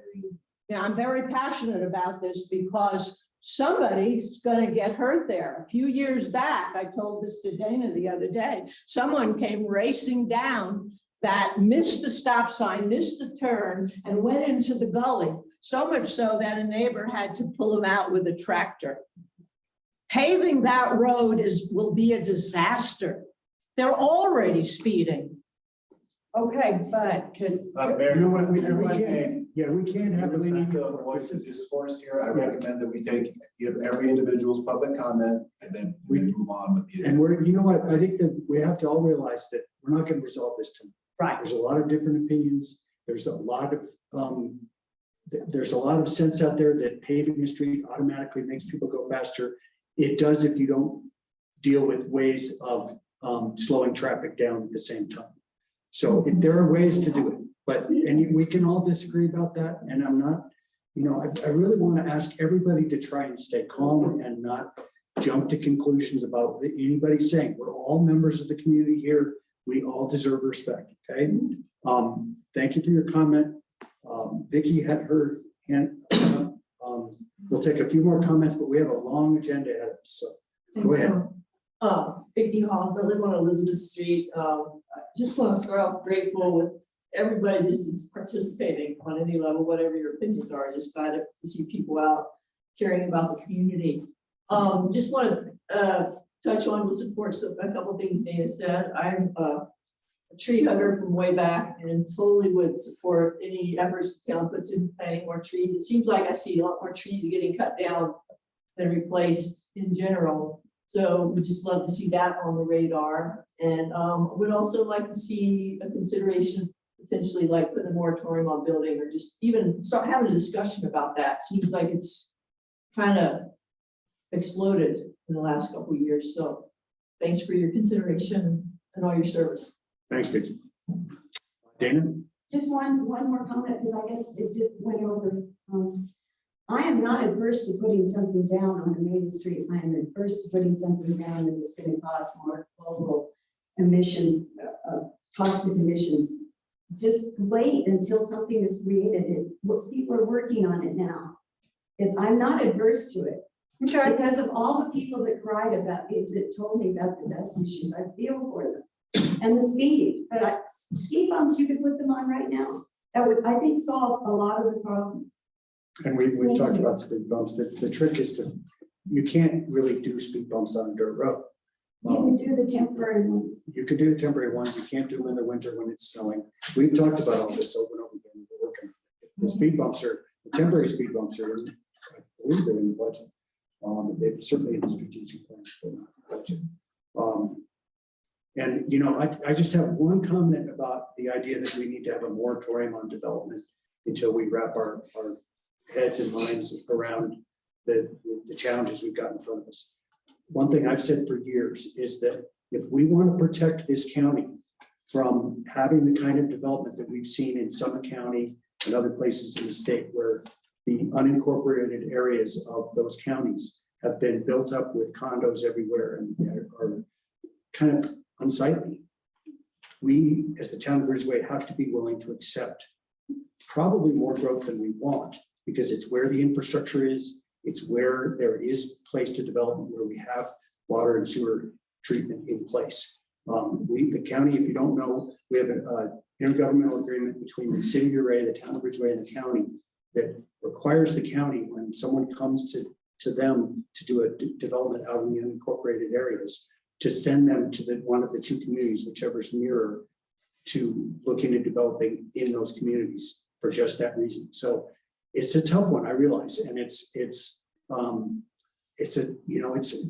whole thing is a balancing act. It's trying to take everyone's needs and all the issues that we face and find the best balance between all of the options. And so, you know, one thing we've discussed is, as Terry said, is that we should look into requiring net zero construction. So that would certainly put the brakes on a lot of the development, and it would also make it more expensive, unfortunately. Again, pointing out the balancing act. So I appreciate everybody's comment.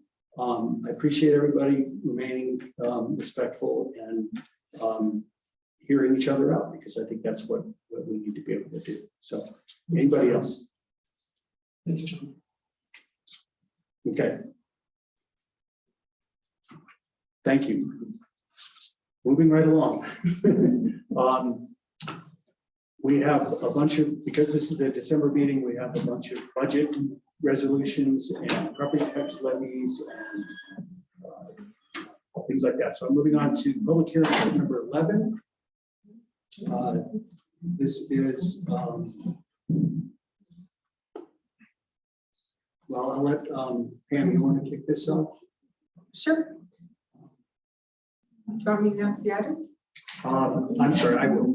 Item number 11 is adoption of the 2022 fiscal year budget and setting of property tax levies for 2022 through approval of resolutions.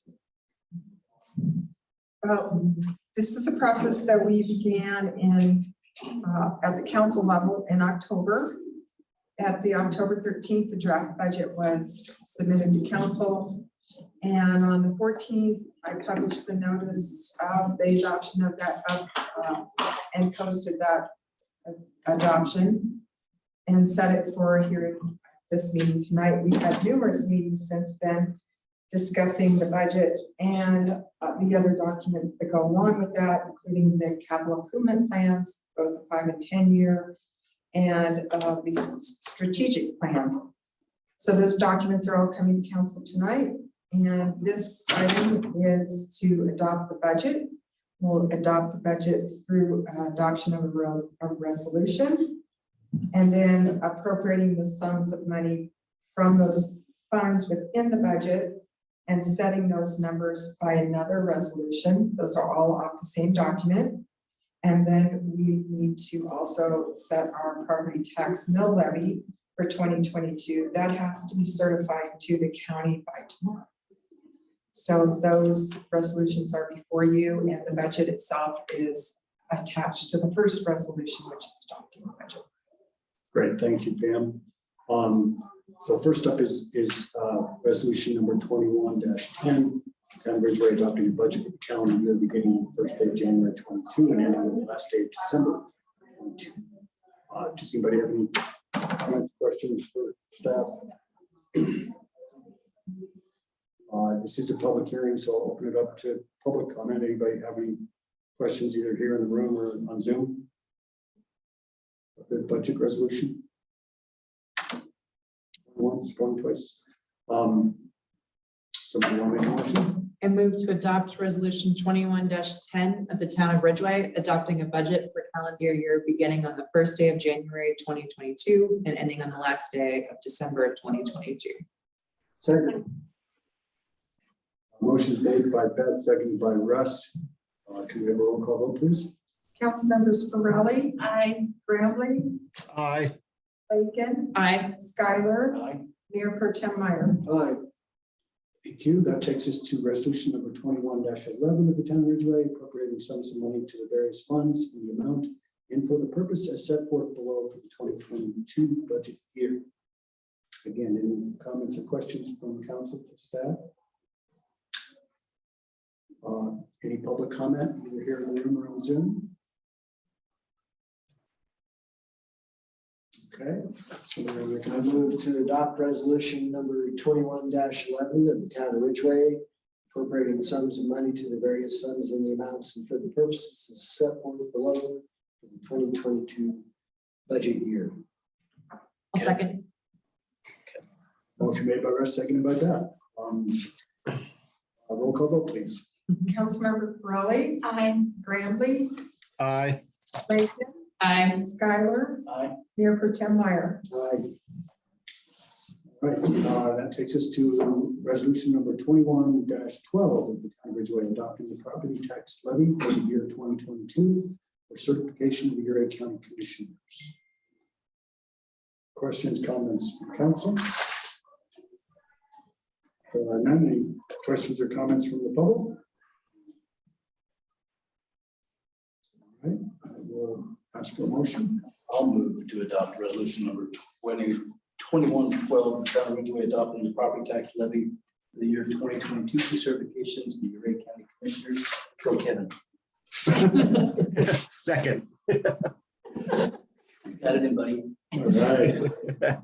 And, motion made by Terry, seconded by Kevin. Roll call vote, please. Councilmember Farrelly. Aye. Bramley. Aye. Bacon. Aye. Schuyler. Aye. Mayor Pro Tem Meyer. Aye. All right, thank you. That takes us to the other documents. Let's see, is that item number 12? Now we're back to policy matters. These are no longer public hearings. So item number 12 is adoption of the 2021 5-year and 10-year capital improvement plans. Oh, it's 2022. Sorry, it says 21, on it, but that should be 22. Adoption of the 2022 5-year and 10-year capital improvement plans. Those are These are in front of us. documents that the council has seen numerous times. That 5-year plan includes highlighted items of everything that's within the 2022 budget. The 10-year capital improvement plan is 10 years out. I move to adopt the 2022 5 and 10-year capital improvement plans. Second.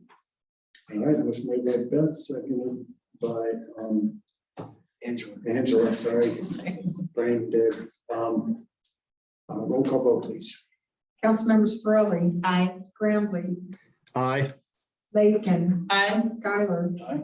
Mayor Pro Tem Meyer. Aye. All right, thank you. Item number 13, adoption of the 2022 strategic plan. This one's got your name on it, Kristen. Not much to say. All the points that were discussed at the workshop, the last budget workshop, have been incorporated into this iteration for you. I didn't receive any emailed comments or thoughts from that point to now, but now will be a perfect opportunity to broach something. If you think it it should be on the strategic plan for 2022. Do we need to state something specifically? I know we have plans for the noxious weed mitigation. We just kind of consider that to be approaching the. Yeah, good question. I would consider that something ongoing, certainly a priority. I don't think it's reflected in the strategic plan. We can certainly do that if you'd like, but regardless, It's here. It's in here. Oh, It's in Healthy National Environment Value 1. It's number 7. So it's in here. Great. Because I was just looking for the net zero. I believe Terry asked for that to be in here. Did he not? And I meant to give you some modified language and I forgot. So on number 8 of that, I would just strike the first part of that sentence before the semicolon and just leave it at research net zero requirements for new build construction in the town of Ridgway. Research net zero requirements for new build construction In the town of Ridgway. And get rid of the research solar mandates that require, because there's other ways to do it. Perfect. Is everyone okay with that? Yep. Yep. Do you want to add Community Street back in? Good,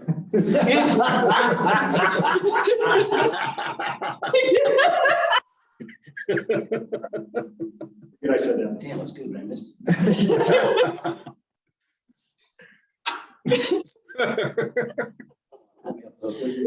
He said, should we add Community Street back in? Just trying to add a little levity. Yeah, that was good. Anything else? Anybody have anything else they want to add to this? No, I think this is a really ambitious document, but it's really feels appropriate for Ridgway's current position. I agree. Yep. So that being said, I move we adopt the 2022 strategic plan with Terry's amended language. And we added something for the noxious weeds in there. as well. It's in there already. It's in there. It's in there. Okay, yeah, second. All right. Motion made by Beth, seconded by Russ. Roll call vote, please. Councilmembers Borelli, Aye. Graham, Aye. Lakin, Aye. Skylar, Aye. Mayor Pro Tem Meyer. Aye. All right, that's unanimously moving right along. That takes us to item number 14, Mr. O'Leary's item, review and action on revocable encroachment permit for the use of town property related to the old Ridgway firehouse project. So I'll go ahead and introduce this real quick, Mayor. It should look really familiar since it was continued from the last meeting. I'm happy to summarize what's before you. If you'd like, just let me know. Hopefully it's still fresh enough. The major update is that staff has confirmed that there's no requirement from the state's liquor licensing department or the liquor enforcement division regarding delineation of a licensed premises with fencing or railing of any kind. A requirement like that is simply put up to the local jurisdiction. So that was nice to hear. Needless to say. That's the update. Happy to answer any questions. Again, if you want some more background or summary, let me know. Okay. The rest of the staff analysis is essentially the same as before. Right. Yeah, left it the same as last time. The recommendation it's still the same, although there was a really great dialogue in the last meeting. If you all like to kind of just pick up where you left off. Do you have anything you want? Doc, do you want to? Sure. Give us a few words. I was hoping Mr. Bastille would be here. He's online. He's on Zoom. Is he online? Yeah. Sorry. Great. No, I would just like to continue the constructive conversation that we had back in the meeting in November. I was as pleasantly surprised as I could be with the fact that there wasn't a requirement for a specific delineation because I relied on the input of my architect, and he immediately went right back and did additional research and came up with the same conclusions that you all did, because Uray County doesn't have it in their code for any of the jurisdiction, for the broader jurisdiction. And And it's up to the town of Ridgway. And so I think we are open to hearing what the council thinks. I respect the staff report, the recommendation. Preston, may I respectfully disagree? Because I think we really need to have a strong outdoor dining presence in the front of the fire station. And so all I would ask is that as we talk through it tonight, I hope you are just reasonable in how much you restrict us in front of the firehouse, knowing that to the south of us, the first half of the Lena block has some real constraints. We have constraints that are more confining than Clinton Street, and we all love what's going on Clinton Street. It's alive and it's animated and it's colorful and it's fun, and part of that has to do with the free-form nature of it. We don't have the same luxury in front of the firehouse because of the limitation of the 16 foot 11 inches. So we've requested 8 foot 9. 8 foot 9. Yeah. Did it change from 11? I'm sorry, 8 foot 9. Okay, 8 foot 11, and that leaves 7 feet between curb and the beginning of the new layout that we're proposing here, showing here. The intent would be to define the area with planters, both a wall planters that sort of demise where the beginning and end of specific lots are or specific areas are, and in between smaller, more maneuverable planters, which help free up space around the 4 top tables in such a manner that we wouldn't have to be as far out as we were asking initially. But then just because of that ability of the wait staff to move around tables. So as of now, we're not planning to have a railing. I think everybody feels good about that. No one feels better than me. So I was always questioning it. Why is there a railing? And so we would like to have the discussion that the request, I think, deserves. Sean, am I reading this right? The only light balustrade piece is located just south of that relocated tree. Am I reading that correctly? Yeah, I mean, I'm just thinking as somebody who walks or runs or whatever, you've largely cleared. It's clear. You've largely cleared that 7 feet. So I'm just making sure that I'm picturing that correctly. Yeah, and there are 2 existing trees in that area that were. But your proposal is because this whole area gets dug up as part of construction, so that the trees need replaced regardless, and so we're just proposing to replace them. In a more logical location that works for pedestrian flow. I think that makes total sense.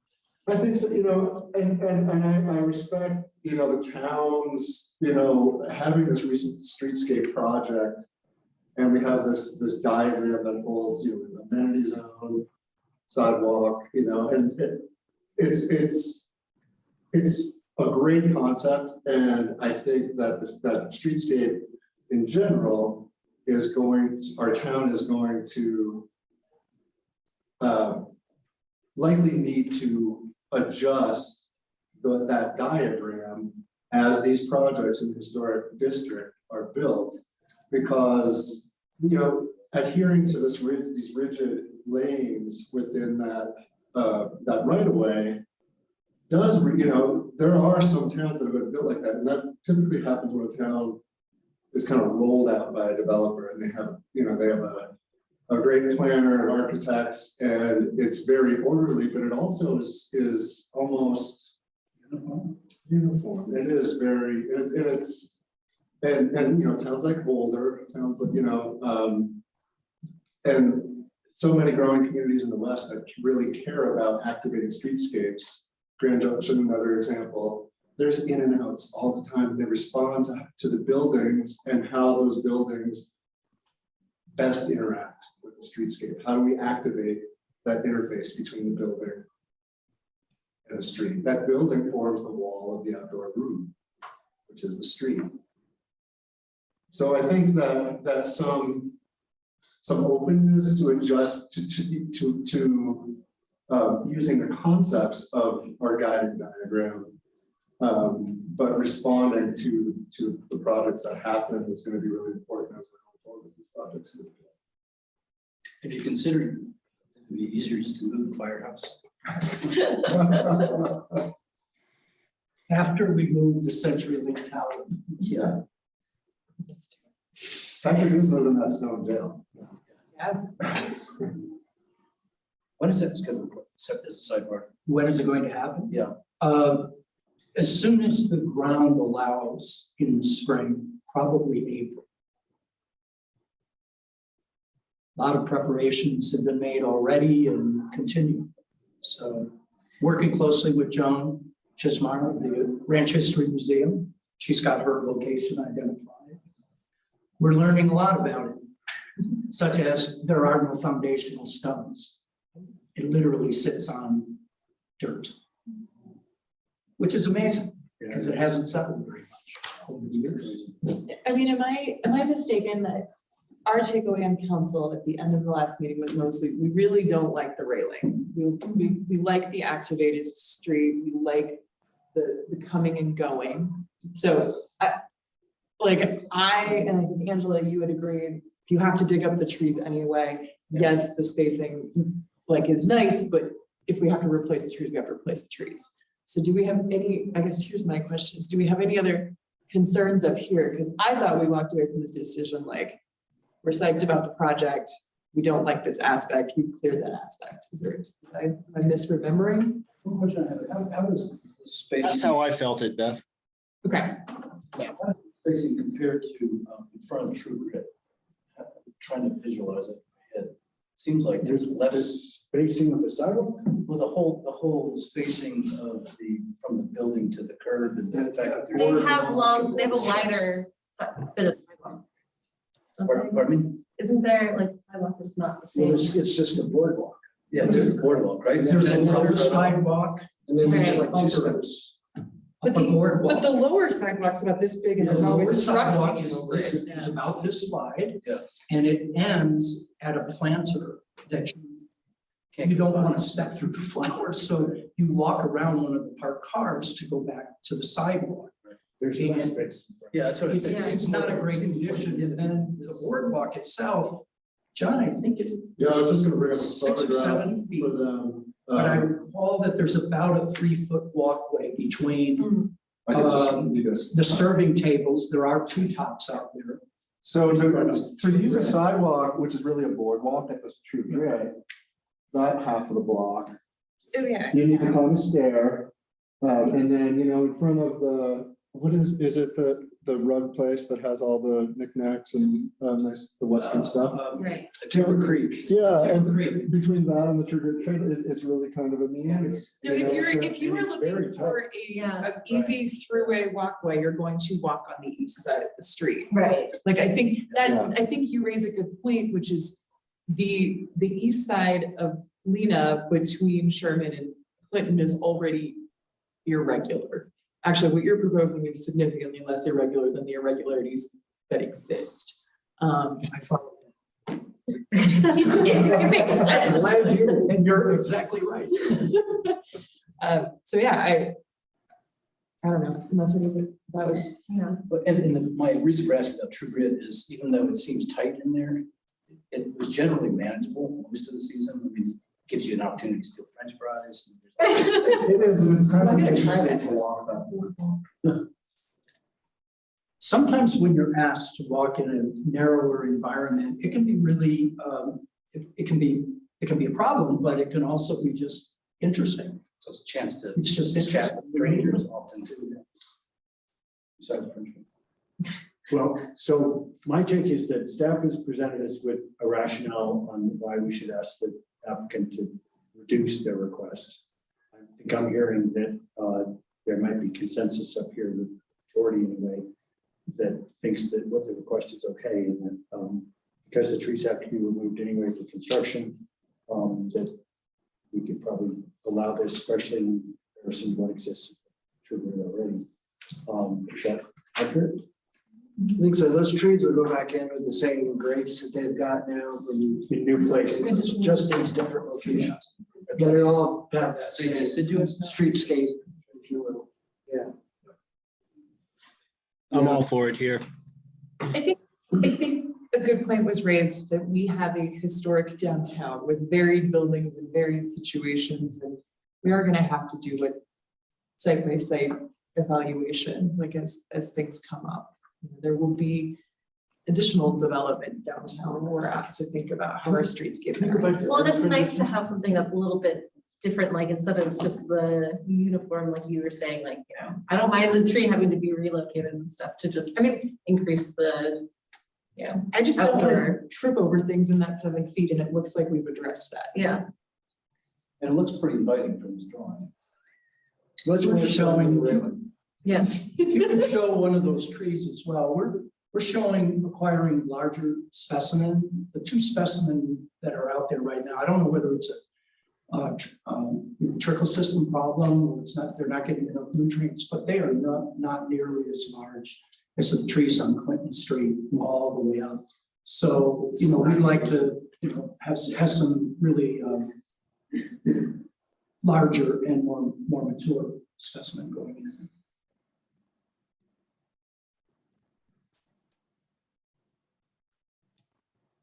And that truly is a curve where you step up there. It's hard to The see. white line is, Yeah. So the cars are gonna roll through it.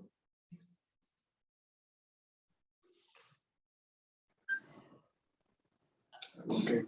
Yeah, I move we approve the revocable encroachment permit for use of town property related to Old Ridgway Firehouse project. I guess I have a quick question Okay, on that. yeah. What happens in the winter time? So you're obviously probably due to weather, you're not gonna be serving out there. Do the planters stay? Are they permanent? Permanent? I haven't thought through that, but they should be able to be readily relocated. And we do have some storage capacity in the back of the project. I would assume that we would open it up and just, unless we put some of the planters up against kind of the brick pier there, and some other areas that you can put some Christmas greens in there, or whatever throughout the winter. The way the weather's going, there people are gonna be eating outside year round. Seasonal flowers all year. I might take this moment just to say that I don't know if you hear it enough, but as one community member, I really appreciated when I got out of my car here and I looked at the town hall and the park and the lit archway. It's really beautiful. So I thank your staff all the way through to the guys and gals. They really were great. Thank you. Thanks for saying it. Well, I hope this is the I record. was gonna say, I'd like to reiterate my motion. Your motion is still on the floor. I probably should have. I know, sorry. interrupted you, but I heard a second there. So we have a motion and a second. Any other discussion? Not, can we have roll call vote, please? Councilmembers Borelli. Aye. Gramley. Aye. Lakin. Aye. Skylar. Aye. Mayor Pro Tem Meyer. Aye. Right, there you go. Thank you very much. You're welcome. Much appreciated. We hope Lena Street is as active as Clinton Street. And it already is from an automotive sense. Yeah, sure. But from a traffic standpoint as well. So, All right, thank you very much. you're welcome. Moving on to item number 15, review and action on agreement for legal services with Bo James, PC Town Attorney. Oh, are you gonna address this or? Actually, Mayor, I probably should have put myself. I'll go ahead and introduce it if that's all right. And Yeah, I'll turn it over to you. Before using agreement for legal services with Mr. Bo James Nerlin for the 2022 fiscal year.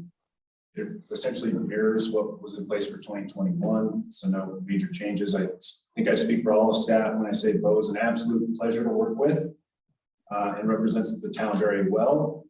It would be nice if we had an attorney who would laugh at my jokes, but you can't win them all. The fees would have to go up for that. I'm imagining Bo like forcing a chuckle at the end of the meeting. Like you said, you could do it, but it costs. I can't approve that irresponsible use of public funds. I'm sorry.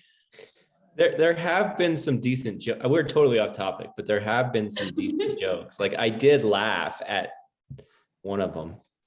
The record reflects that, but we'll go back to that. Okay. All right, Bo, is there anything you want to add? No, as Preston indicated, it's the same services contract that we had in 2021. There's no changes. I enjoy representing the town. Looking forward to being there in person with meetings one of these days, and I'd love to continue in the role as the town attorney. All right, anybody have any questions for Bo or for staff on any of this? All good. Somebody want to make a motion? I move to approve the professional services agreement between the town of Ridgway, Colorado and Bo James Nerlin PC. Second. Kevin beat you out just barely. There was a big pregnant pause there. Did that have you nervous, Bo? A little bit.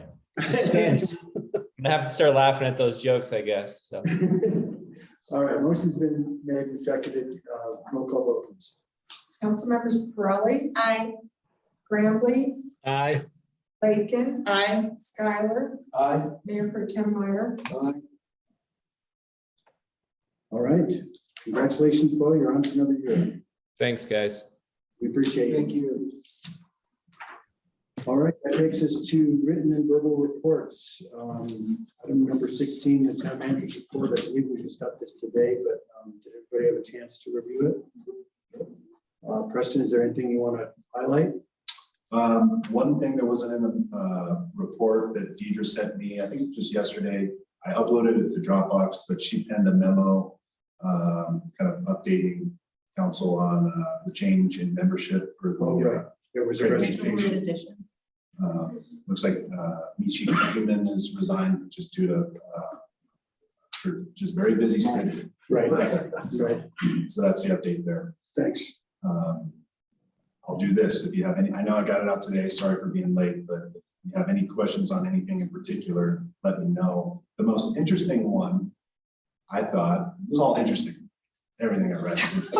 But 2021 State of Recycling Composting in Colorado report is very discouraging and demoralizing. Just in the first couple sentences, it talks about how Colorado's not anywhere close to the best state in the nation when it comes to recycling rates and hasn't met its goal for 2021. And there's a lot of work to be done. Again, discouraging, but it's a very interesting report. So if you have a chance to look at it, please do. And then there's more in there, but the Heritage Park site plan update, request for proposals. We have proposals due, I shouldn't say we, Colorado Main Street is spearheading this. I think the proposals are due on the 16th. We're utilizing technical assistance support from them for this whole initiative to update the Heritage Park site plan. So we're looking for a contractor to do that. Excited to review the proposals for that. Right. I would say on this recycling and composting item you mentioned, there was an email that came across my desk recently from Eco Action and Telluride with a link to a grant program that I think Heather can't remember Heather's last name, had shared, Cox, yeah, Knox. Heather Knox, about grant opportunities for recycling and composting. One of the things that's been high on my list for a while is trying to figure out a way to get more composting happening.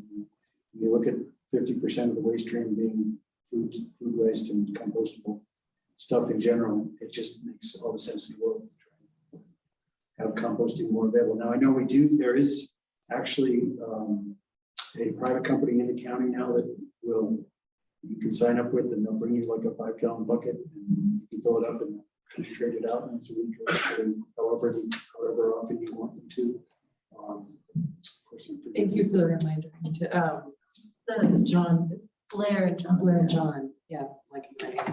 I'll find it. Keep talking. They've got a name. It's Mountain something compost. Yeah. Anyway, there is some private composting happening, but boy, you really need to explore a composting facility in the region closer than the giant one in Delta. Dirty Sturdy's Mountain Compost. Dirty Sturdy, that's right. What is it? Dirty Sturdy's Mountain Compost. So I just would ask you, Preston, to look at that opportunity that she shared to see if we could maybe take advantage of that in cooperation with the county or Sniffles Edge Board or something. Anybody else have any questions or comments? Preston's town manager's report. I thought the joke was better than average. I like it. I chuckled. I was surprised I knew who they were. Dating yourself? Yeah. It's not with the report, but just an FYI. Joining the company of Ridgway in the county of Uray, the city of Uray went yesterday. Oh, Yay. As a result of Ethan Funk becoming mayor. Great. So now the entire county and both municipalities are. Awesome. That's great news. Anybody have any committee reports? We have a presentation for Land and Water Committee tomorrow at 11 o'clock. That'll be in Montrose to Road and Bridge. Myself, Jennifer Nelson, will be doing the presentation. Preston will be there to back us up and correct us for all the things we say wrong. And but we've already got a presentation put together. It's been once endorsed by everyone, so yeah, that'll be fun. Great, good for you. Look forward to hearing how that goes. Anybody else? Russ is the only one that he's seen all the training videos for the Adopt a Highway cleanup thing. Anybody else done that yet? So put that on your list. And again, the way the weather's going, maybe we can actually get it done. This storm's gonna be good. This storm is supposed to be good, and hopefully it'll stick and we'll get more right after it. We won't be able to do a highway cleaning until spring. But regarding other emails you sent out, I must have watched the Santa video 3 times. You hear that? Your face. I was kind of sad, like there were too many kids in line. I couldn't like stand there and like Santa. The scene that you're in, the dancing scene, is the best part of the whole thing. I can't wait to see this. Makes you laugh. They're gonna make that. I've sent it to people that don't know you. Well, there was an attendee there who actually writes musicals in New York City. He's talking about doing a show about Santa Claus School. So look for that. I thought you were talking about small town Santas. That would be better. Who was the big official looking Santa that came in to address you guys? Was that like the Macy's parade guy or something? The guy with He came in to address all of you and that's the guy who school. Oh, I see. School. So he's Tom Boyd. I thought that was Santa.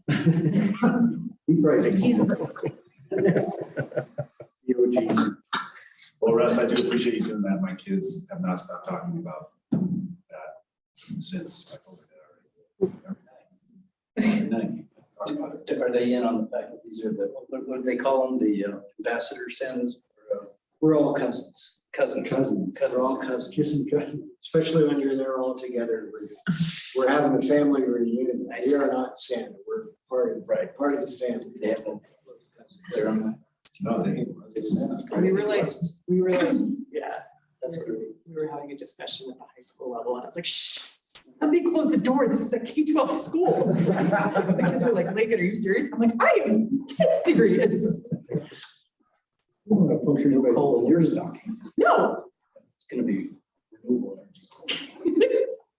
Okay, well, anybody have anything else? Or are we adjourning to our Christmas party on Saturday? What time is it? 5:30 start and dinner at 6:30, is that right, Dan? 7? So arrive anywhere between 5:30 and 6 or 6:30. And that's here, right? It's here. In this room. Okay. We'll have the lights on. Twinkle Yeah. lights. I look forward to seeing everybody. Thanks, everybody. Unless I hear anything in the way of an objection, I will say we are adjourned. No. Oh my gosh, I'm gonna eat dinner.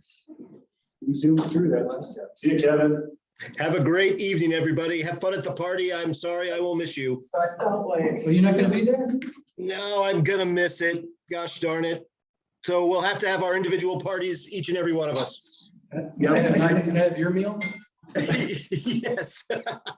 and I said, if Ashley wants to come, she's welcome to come. Thank you so much, John. I did extend that to her and we'll see how she's doing. I'm guessing after this All right. weekend, Ashley just will. Thanks, Yeah, Bo. Ashley will want to come. Thank out. you, everybody. I will be there Saturday night. Looking forward to All it. right. Awesome. See you guys. Have a great evening. There's a show Saturday. Yeah, I'm going to the show on Sunday. Thanks, Dana. Thank you.